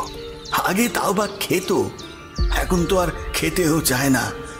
সারাদিন রাত কেমন যেন যা করে, কি একটা আছে, চাকর বাকর থেকে শুরু করে বাড়ির সব লোক কেমন ভয়ে দিন কাটাচ্ছে। এরকম 2 সপ্তাহ চলল। তারপর বাড়িতে শুরু হলো নতুন এক উপদ্রব। দিন রাত নেই, আকাশ ফাঁকা। হঠাৎ করে কোথা থেকে একটা ঝোড়ো হাওয়া এসে গোটা বাড়িকে কাঁপিয়ে দিয়ে চলে যায়। এমনিতেই সারা গ্রামে রটে গেল যে আমাদের জমিদার বাড়ি অভিশপ্ত, আর যেসব আত্মীয়রা এখানে থাকতো তারা আস্তে আস্তে বাড়ি ছেড়ে চলে যেতে লাগলো। কেউ এটা বলে গেল না যে তারা ভয় পেয়েছে বা এই অভিশপ্ত বাড়িতে থাকতে চায় না। সবাই একটা করে অজুহাত দেখিয়ে এই বাড়ি থেকে চলে যেতে লাগলো। ঠাকুর মশাই, আমি সমস্ত চেষ্টা করেছিলাম আমার নাতনি, কোনো তান্ত্রিককে এবং আমার ছেলেকে বাঁচানোর, কিন্তু আমি বাঁচাতে পারিনি। যতবারই কোনো সাধক এসেছেন ততবারই আমি কোনো তান্ত্রিককে ডেকে এনেছি। সেই কাপালিকের অপশক্তি তাকে বারংবার মেরে ফেলেছে। একে তো অতিথিশালাতে কেউ আসতই না, এবার থেকে এই বাড়ি চৌকাঠ পেরোতে সবাই ভয় পেতে লাগলো। এইভাবে চলার 1 মাসের মধ্যে আমার ছেলেটা মারা গেল। ঠাকুর মশাই, আমার ছেলেটা মারা গেল। ছেলেটা মারা যাওয়ার পরপরই আমার নাতনিরও ধুম জ্বর হলো। আমি বুঝতে পারলাম তারও হয়তো সময় হয়ে এসেছে। এরকম ভাবে এক এক করে সব শেষ হয়ে যাচ্ছে, আমি সেটা দেখতে পারলাম না। আমি নিজে ওকে নিয়ে বাড়ির বাইরে যাওয়ার চেষ্টা করলাম, কিন্তু আমি যেতে পারলাম না। জানেন, যেতে পারলাম না। কি একটা শক্তি ঠাকুর মশাই, আমি জানি না, এই শক্তিটা আমাকে বাইরে যেতে দিল না। সে আমাকে এই বাড়ির ভেতরে যেন বন্দি করে রেখেছে। এইরকম ভাবেই চলছে। বসে বসে মৃত্যুর দিন গুনছি। বুঝতে পারছেন ঠাকুর মশাই, নিজের চোখের সামনে নিজের ছেলে এবং নিজের নাতনিকে মরতে দেখা, এটা যে কতটা কষ্টের আপনি জানেন। আমার বুক ফেটে যাচ্ছে, সামান্যটুকু খাবার আমার গলা দিয়ে থামছে না। হাতে আমি ঘুমোতে পারছি না, কিন্তু কি করি, কিছুই তো করার নেই। এমনকি শুনবেন, আমি মরতেও গেছিলাম, কিন্তু ঠাকুর মশাই কে যেন আমাকে মরতে দিচ্ছে না। সেই যে শরৎ বলেছিল সে আত্মহত্যা করার চেষ্টা করেছিল, কিন্তু তাকে কে যেন আটকে দিয়েছিল। আমার ক্ষেত্রেও ঠিক সেই রকম ব্যাপার ঘটলো। কিরকম যেন হয়ে উঠেছিল। সারাক্ষণ সবাই আতঙ্কে থাকি, কখন দিন হচ্ছে কখন রাত হচ্ছে কেউই জানি না। শুধু নায়েব মশাই যেন নিজেকে একটু ঠিক রেখে আমাকে ভরসা দিয়ে চললেন। আমার স্ত্রী কমলাবতীও মারা গেল। সে তার পুত্রের শোক আর সহ্য করতে পারল না। ধীরে ধীরে সেই চঞ্চলা সারাদিন খেলে বেড়ানো মুখে আসি মেয়েটা কেমন যেন হয়ে যেতে লাগলো। 14 দিনের জ্বরে সেও মারা গেল। একটা কথা আপনাকে বলা হয়নি, আমার ছেলে শরৎই আমার একমাত্র ছেলে। আমার বংশে আর কোনো ছেলে নেই, সবাই মেয়ে, এবং তাদেরও সকলেই মানে বুঝতে পারছেন ঠাকুরমশাই, আমার বংশে প্রদীপ জ্বালানোর মতো আর কেউ রইল না। সব থেকে ভয়ানক ব্যাপার কি জানেন? আমার ছেলে শরতের মৃতদেহ আম গাছের ডালে ঝুলছিল, মুন্ডুটা ছিল অন্যদিকে ঘোরানো। কি ভয়ানক দৃশ্য ঠাকুরমশাই, সে দৃশ্য চোখে দেখা যায় না। আর তারপর তো বললামই, আমার নাতনিও মারা গেল। তারপর থেকেই 2 মাস আমরা সেই শোকে এমন হয়ে গেছিলাম যে আমাদের নিজেদের অস্তিত্বই উপলব্ধি করতে পারছিলাম না। একদিন হঠাৎ নায়েব মশাই এসে বললেন যে তিনি নাকি এই জমিদার বাড়ির বাইরে যেতে পারছেন। আমি তো অবাক হয়ে গেছিলাম। তারপর ভাবলাম নায়েব মশাই বোধহয় পাগল হয়ে গেছেন। সেই দিন থেকেই নায়েব মশাই বাইরে যাওয়া শুরু করলেন এবং আমরাও ওই আস্তে আস্তে সবকিছু মেনে নিতে শুরু করলাম। সেই দুঃখের বোঝা কোনোদিনও কমবে না, কিন্তু গ্রাম তো চালাতে হবে, নইলে আর কি থাকবে। তখন থেকেই আমি আর নায়েব মশাই সিদ্ধান্ত নিলাম, যতদিন বাঁচবো এই গ্রামের কল্যাণ এবং এই মানুষের জন্য বাঁচবো। কারণ আমাদের বাঁচার আশা, আমাদের ইচ্ছে, শখ সবই তো শেষ হয়ে গেছে। আর ঠাকুর মশাই, তারপর থেকেই আমরা বাইরে গিয়ে সবকিছু দেখাশোনা করতে লাগলাম। এই গ্রামের মানুষদের ভালো মন্দ সবই দেখাশোনা করলাম। এই হলো আমার ছোট্ট কাহিনী। তাহলে আপনি আমার থেকে এখন কি চান? আপনার পুত্র তো মারাই গিয়েছে, তাহলে এখন আপনি আমার থেকে কি চান? দেখুন ঠাকুর মশাই, আমার তো সব শেষ হয়ে গেছে, কিন্তু এত বড় বাড়ি, এত জায়গা যদি শেষ পর্যন্ত বিনষ্ট হয়ে যায়, সেই অভিশাপ যদি কোনোদিনও না কাটে, তাহলে কি হবে বলুন তো? হ্যাঁ, সেই সাধক আমার পরিবারকে তো শেষ করেই দিয়েছে। আমি এখন চাই আমাদের এই বাড়ি, আমাদের জমি জমা সবকিছু দান করে দিতে। বলছিলাম না, যদি কোনোদিন সম্ভব হয় তাহলে এই অভিশাপ কাটিয়ে আমি আমার সমস্ত জমি জমা এই গ্রামের উদ্দেশ্যে দান করে দিয়ে যাব, আর এই গোটা রাজবাড়িটা একটা অতিথিশালা হিসেবে রেখে দিয়ে যাব। যদি পারেন আমার আরেকটা কথা রাখবেন, আমার ছেলে এবং নাতনির শান্তি কামনা করবেন। ওরা হয়তো এখনো শান্তি পায়নি, ওরা হয়তো মুক্তি পায়নি। দয়া করে আপনি ওদের মুক্তি করে দিন ঠাকুর মশাই, মুক্তি করে দিন। আমি বুঝলাম সমস্ত ব্যাপারটা। সব কিছু হারিয়েও উনি আজ সমস্ত গ্রামের মানুষদের কথাই মনে রেখেছেন। উনি শুধু দুঃখে ভেঙে পড়েননি, উনি আবার উঠেছেন প্রজাদের জন্য। একেই হয়তো বলে প্রজাপরায়ণ জমিদার। এরপর দেখলাম অনেকটা বেলা হয়ে গিয়েছে। মুড়ি আমাদের ডাকতে এসেছে চান করার জন্য। জমিদার বাবু বললেন, হ্যাঁ মনি, তুমি যাও, আমি যাচ্ছি। তাহলে ঠাকুর মশাই আপনি কি ভাবলেন? আমি বললাম, দেখুন জমিদার বাবু, আমার দ্বারা যতটুকু হবে আমি ততটুকু করব। আপনি এসব নিয়ে একদম ভাববেন না।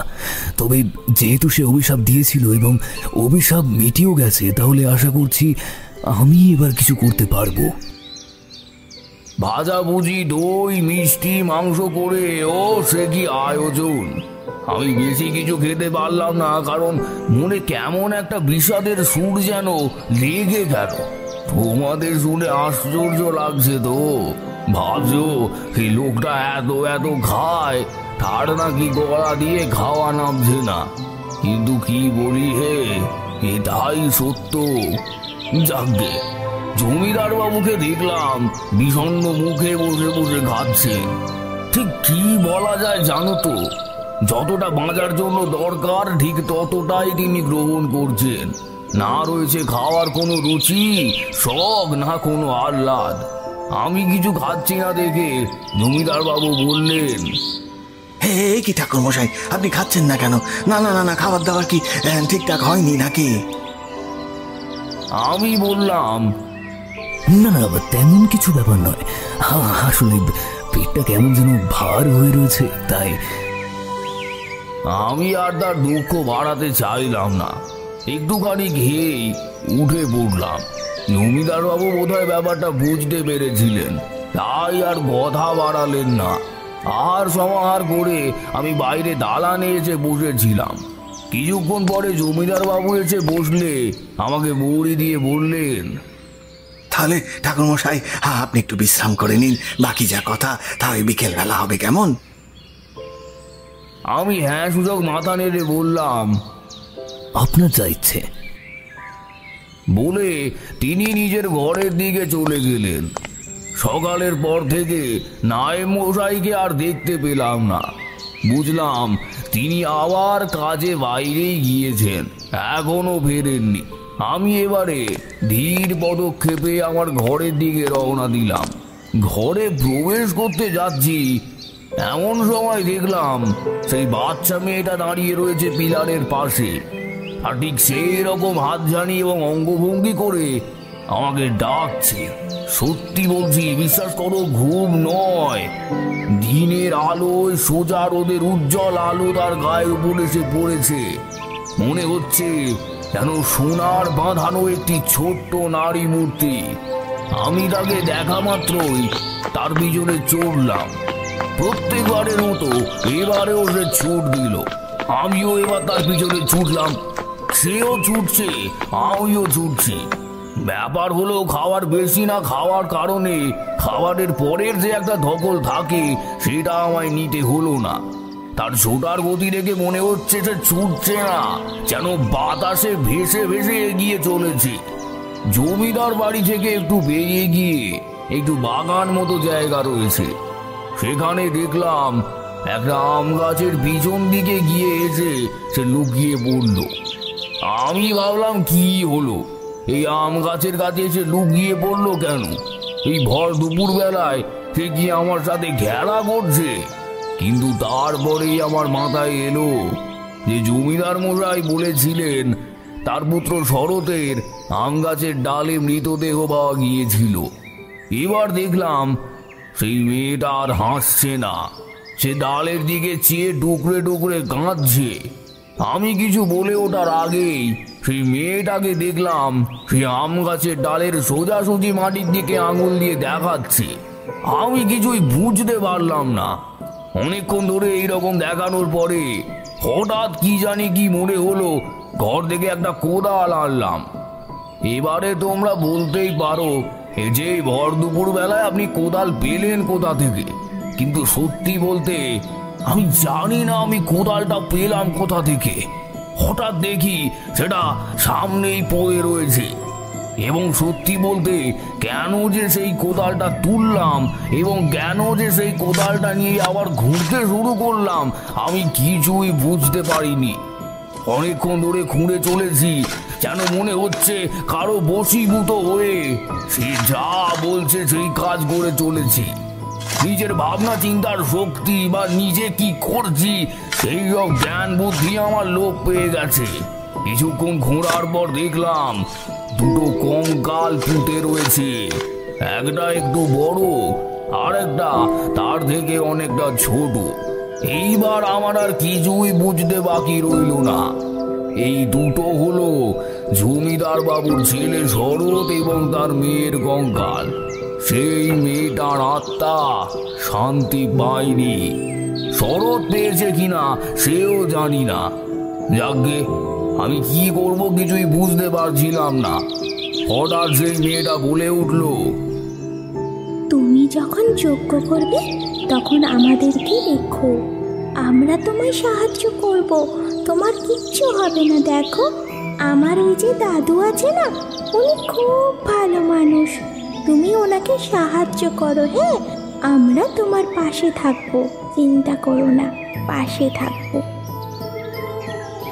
আমি বুঝলাম এ কিসের কথা বলছে। আসলে খেতে খেতে আমি এটাই ভাবছিলাম যে আজ রাতেই যজ্ঞে বসবো, কারণ যাই হোক জমিদার বাবু এবং তার এই জমিদার বাড়িকে আমাকে বাঁচাতেই হবে, কারণ এই সমস্ত কিছুর ওপর নির্ভর করছে এই গ্রামের ভবিষ্যৎ। আর যদি আমি এই অভিশাপ নষ্ট করতে না পারি তাহলে এই গ্রামের ভবিষ্যৎ নিতান্তই অন্ধকার। কারণ যেই গ্রামে জমিদারি থাকছে না সেই গ্রাম চলবে কি করে, সেই গ্রামের মানুষ খাবে কি, সেই গ্রামের মানুষের কোনো কষ্ট থাকলে বলবে কাকে, গ্রামের কোনো ঝগড়া ঝামেলা হলে কার কাছে নালিশ নিয়ে যাবে। এরপর আমি সেইগুলো সেখানেই রেখে ঘরে চলে গেলাম। দেখো হে, মৃত্যুকে আমি ভয় পাই না, এবং তার উপর দুটো পূর্ণ আত্মা হয়তো আমার সঙ্গে রয়েছে, কারণ যথাসম্ভব মনে হচ্ছে আজ শরতেরও আবির্ভাব হবে। আজ যে বিকেলে কি হতে চলেছে তা তোমরা আন্দাজও করতে পারছো না। যাই হোক, এবার আমি গিয়ে শুয়ে পড়লাম।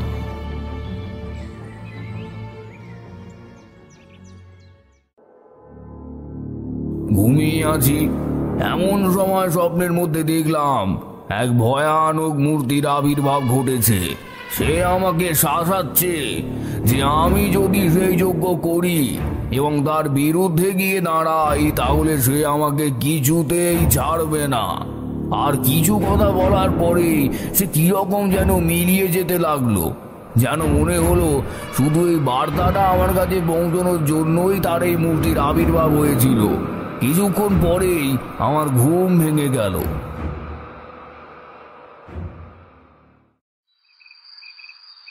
উঠে দেখলাম সবে মাত্র বিকেল হয়েছে, সন্ধে হতে এখন অনেক দেরি। ঘুম সেরকম হয়ে ওঠেনি।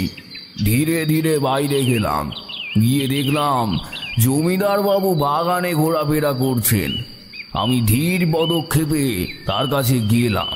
জমিদার বাবু আমার দিকে তাকিয়ে জিজ্ঞাসা করলেন আমি বিশ্রাম নিয়েছি কিনা। আমি প্রত্যুত্তরে বললাম, হ্যাঁ ঘুমোচ্ছিলাম, কিন্তু ঘুমটা ভেঙে গেল, তাই ভাবলাম আপনার সাথে দুটো কথা বলে আসি, কিন্তু কিছু জরুরি কথা রয়েছে আপনার সাথে। জমিদার বাবু আমার দিকে কিছুক্ষণ তাকিয়ে রইলেন, তারপর বললেন, কি কথা ঠাকুরমশাই? আমি বললাম, আমি ভেবেছি এবং যা ভেবে দেখলাম আমাকে যজ্ঞে বসতেই হবে। তা আপনি অনুমতি দিচ্ছেন তো? দেখুন, এই যজ্ঞে কি হবে আমি জানি না, হয়তো আমি বা আপনি এই বাড়িতে থাকার সমস্ত মানুষ মারাও যেতে পারে। ভেবে বলুন, যদি একবার বসে যায় মাঝখান থেকে কিন্তু বন্ধ করতে আমি পারবো না। জমিদার বাবুর মুখ যেন এতক্ষণে উজ্জ্বল হয়ে উঠেছিল। তিনি বললেন, ঠাকুরমশাই, আপনি আমাদের জন্য নিজের জীবনকে বাজি রাখতে চাইছেন, আপনাকে যে আমি কি বলে ধন্যবাদ জানাবো। আবার পর মুহূর্তেই তিনি যেন একটু গম্ভীর হয়ে গেলেন। তিনি বললেন, কিন্তু ঠাকুরমশাই, আপনি যদি যজ্ঞে বসেন এবং যদি অসফল হন তাহলে তো আপনাকেও মৃত্যুবরণ করতে হবে। না না না না না না, এ আমি হতে দিতে পারি না। আমাদের কার্যের জন্য কারোর মৃত্যু হোক, আমি এটা কখনোই চাই না। এবার আমি একটু গম্ভীর হয়ে বললাম, দেখুন, আমি এটা করছি সম্পূর্ণ আমার মতে। আর দেখুন, আমার গুরুর আদেশ ছিল যদি কোনো মানুষকে আমি বিপদে দেখি নিজের প্রাণ দিয়ে হলেও তাকে সাহায্য করতে যেন এক পা পিছু না হই। তাই আপনি শুধু বলুন আপনি অনুমতি দিচ্ছেন কিনা। তিনি বললেন, দেখুন, আপনি যদি একান্তই যজ্ঞ করতে চান আমি আমি আপনাকে বাধা দেব না। ঠিক আছে, আপনি করুন। আপনার কি কি লাগবে শুধু আপনি সেইটুকু কাগজে লিখে দিন। হ্যাঁ, আমি সেই মতো সব কিছু আনিয়ে দেবো ঠাকুরমশাই। আমি বললাম, আমার সেরকম কিছু লাগবে না, আপনি শুধু ওই যজ্ঞের কুণ্ডের ব্যবস্থাটা করে দিন এবং সেটা ওই আমবাগানের মধ্যে করবেন। তিনি একটু অবাক হলেন, কিন্তু আর কিছু বললেন না।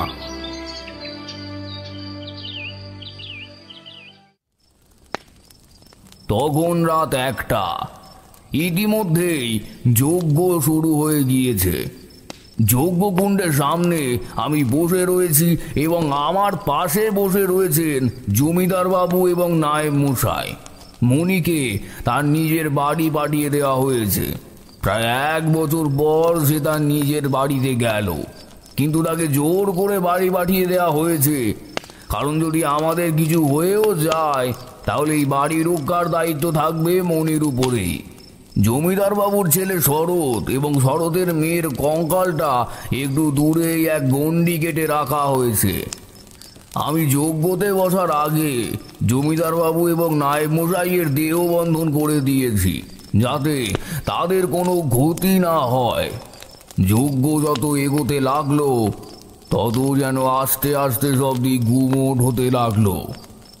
রাত্রি তখন গভীর হয়েছে। ইতিমধ্যেই আমি আমার চারিদিকে বেড়ার মতো করে একটা গণ্ডি কেটে দিয়েছি। এটুকুই ভরসা রয়েছে যে যতক্ষণ আমি এই বেড়ার মধ্যে থাকবো আমাকে কেউ কিছু করতে পারবে না। পদ্মাসনে বসে যখন মন্ত্র পড়ছি, হঠাৎ দেখলাম চারিদিকের আবহাওয়ায় বিপুল পরিবর্তন হতে আরম্ভ করেছে।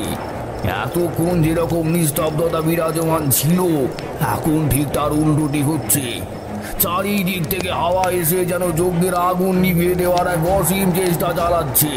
কিন্তু আমি এক মনে মন্ত্র পড়ে চলেছি, কিছুতেই যজ্ঞের আগুন নিভতে দেওয়া যাবে না। কিছুক্ষণ পর ঝড়ের দাপট বাড়তে লাগলো। আমি আর চোখে কিছুই দেখতে পাচ্ছি না, এত জোরে হাওয়া দিচ্ছে এবং গাছপালাগুলো মরমর করে ভেঙে এদিক ওদিক পড়ে যাচ্ছে। শুনতে পেলাম জমিদার বাড়ির ঘর জানালা ধুমধাম করে এদিক ওদিক হয়ে যাচ্ছে। আমি কিন্তু মন্ত্র বলা থামালাম না। এভাবে অনেকক্ষণ চললো। তারপরে হঠাৎ লক্ষ্য করলাম দূর থেকে একটা জমাট অন্ধকার যেন এই দিকেই ভেসে আসছে। প্রথমটা তেমন লক্ষ্য করিনি, কিন্তু ধীরে ধীরে দেখলাম সে বিরাট গর্জন করতে করতে এই দিকে এগিয়ে আসছে। কিছুটা দূরে গিয়ে সে থেমে গেল এবং সেখান থেকে সে গর্জন করতে লাগলো। এবং যতবার সে গর্জন করছে ততই চারিদিক কেঁপে কেঁপে উঠছে এবং ঝড়ের দাপট দ্বিগুণ থেকে দ্বিগুণ হয়ে উঠছে। আমি চেয়ে বললাম, জমিদার বাবু, নায়েব মশাই, আপনারা কিন্তু ওখান থেকে উঠবেন না। আপনারা যদি ওঠেন আমি আপনাদের কিছুতেই বাঁচাতে পারবো না, এবং এবং আপনাদের বাঁচাতে যদি আমি চাই তাহলে এই যজ্ঞ অসফল হয়ে যাবে। যাই হয়ে যাবে, জায়গা থেকে উঠবেন না। সময় দেখলাম দূরে সেই বাচ্চা মেয়েটি দাঁড়িয়ে রয়েছে এবং তাকে এতক্ষণ শুধু আমি দেখতে পাচ্ছিলাম, কিন্তু এবার দেখলাম সেই মেয়েটিকে জমিদার বাবু এবং নায়েব মশাই দুজনেই দেখতে পাচ্ছেন। আমি ভালো করে লক্ষ্য করে দেখলাম তার সঙ্গে আরেকটি যুবক দাঁড়িয়ে রয়েছে। হ্যাঁ, সে নিশ্চয়ই শরৎ। তার চোখে মুখে এখনো যেন সেই ভয়ের চাহনি। এই সব দেখার পরে হঠাৎ করে জমিদার বাবু তাদের দিকে ছুটে গেলেন। আমি জমিদার বাবুকে চেঁচিয়ে বললাম, যাবেন না ওইদিকে গেলেন আপনার মৃত্যু আসন্ন। কিন্তু তখন অনেক দেরি হয়ে গিয়েছে। জমিদার বাবু যেই মাত্র বন্দি থেকে বেরিয়েছেন, অমনি শরৎ এবং সেই মেয়েটির যে প্রতিচ্ছবি এতক্ষণ ছিল, সেই প্রতিচ্ছবি হাওয়ায় মিলিয়ে গেল। সেই বেতাল যে এতক্ষণ ধরে এখানে প্রবেশ করতে পারছিল না, সে প্রবেশ করার একটা সুযোগ পেয়ে গেল। সেই শয়তান এসে জমিদার বাবুর শরীরে প্রবেশ করল। এবার আমি বুঝতে পারছিলাম না কি করব।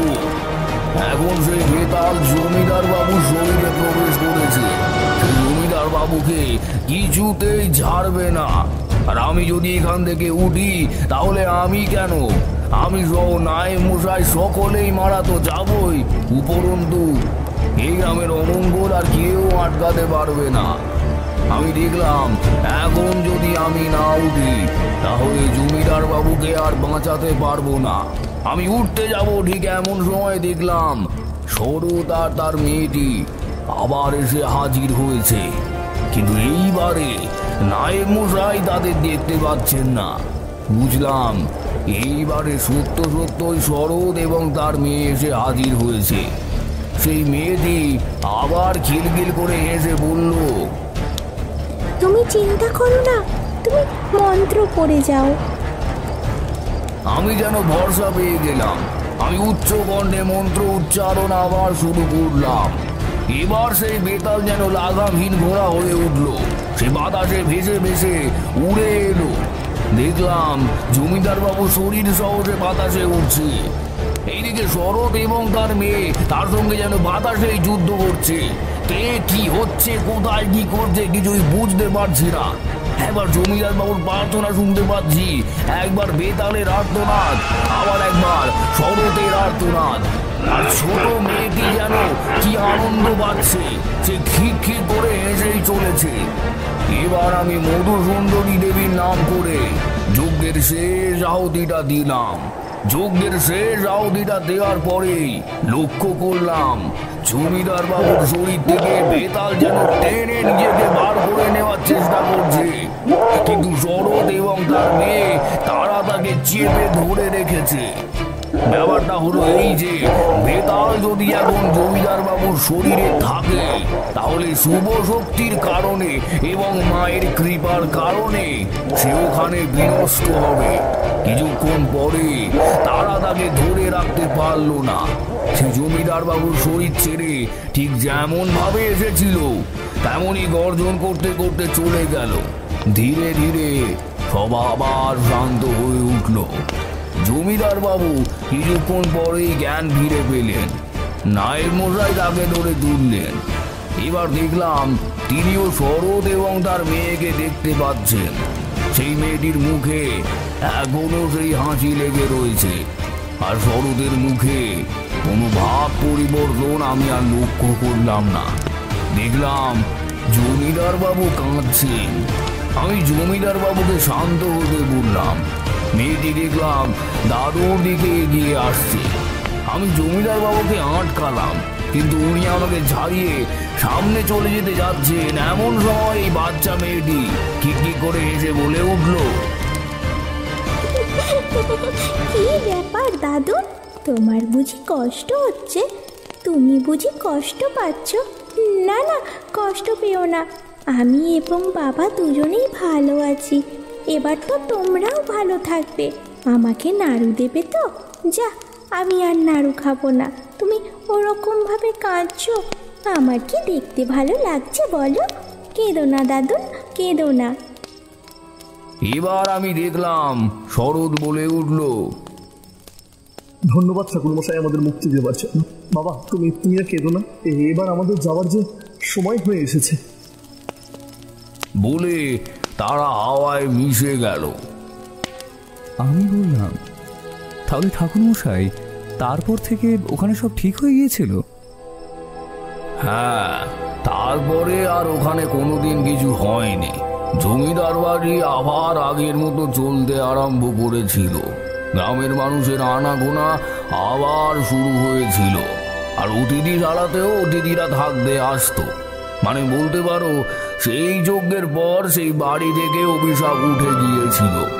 ও হ্যাঁ, আর একটা কথা, তোমরা এবারে বলতেই পারো যে তাহলে সেই কাপালিকেরই বা কি হলো আর সেই বেতালেরই বা কি হলো।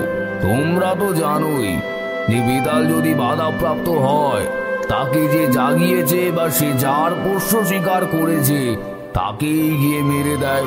আর সেই মৃত্যু কোনো সাধারণ মৃত্যু হয় না, এমন অস্বাভাবিক মৃত্যু এবং এমন ভয়ঙ্কর মৃত্যু আর কেউ দিতে পারে কিনা আমার সন্দেহ রয়েছে। তারপর আমি তার পরের দিন সকালে সেখান থেকে রওনা হয়ে যাই। কারণ তোমরা তো জানো, এইসব গ্রামে রটে যাওয়ার পরে সেইখানে থাকা আমার বাদ সাধবে। জমিদার বাবু থাকার কথা বলেছিলেন, কিন্তু আমি আর রাজি হইনি।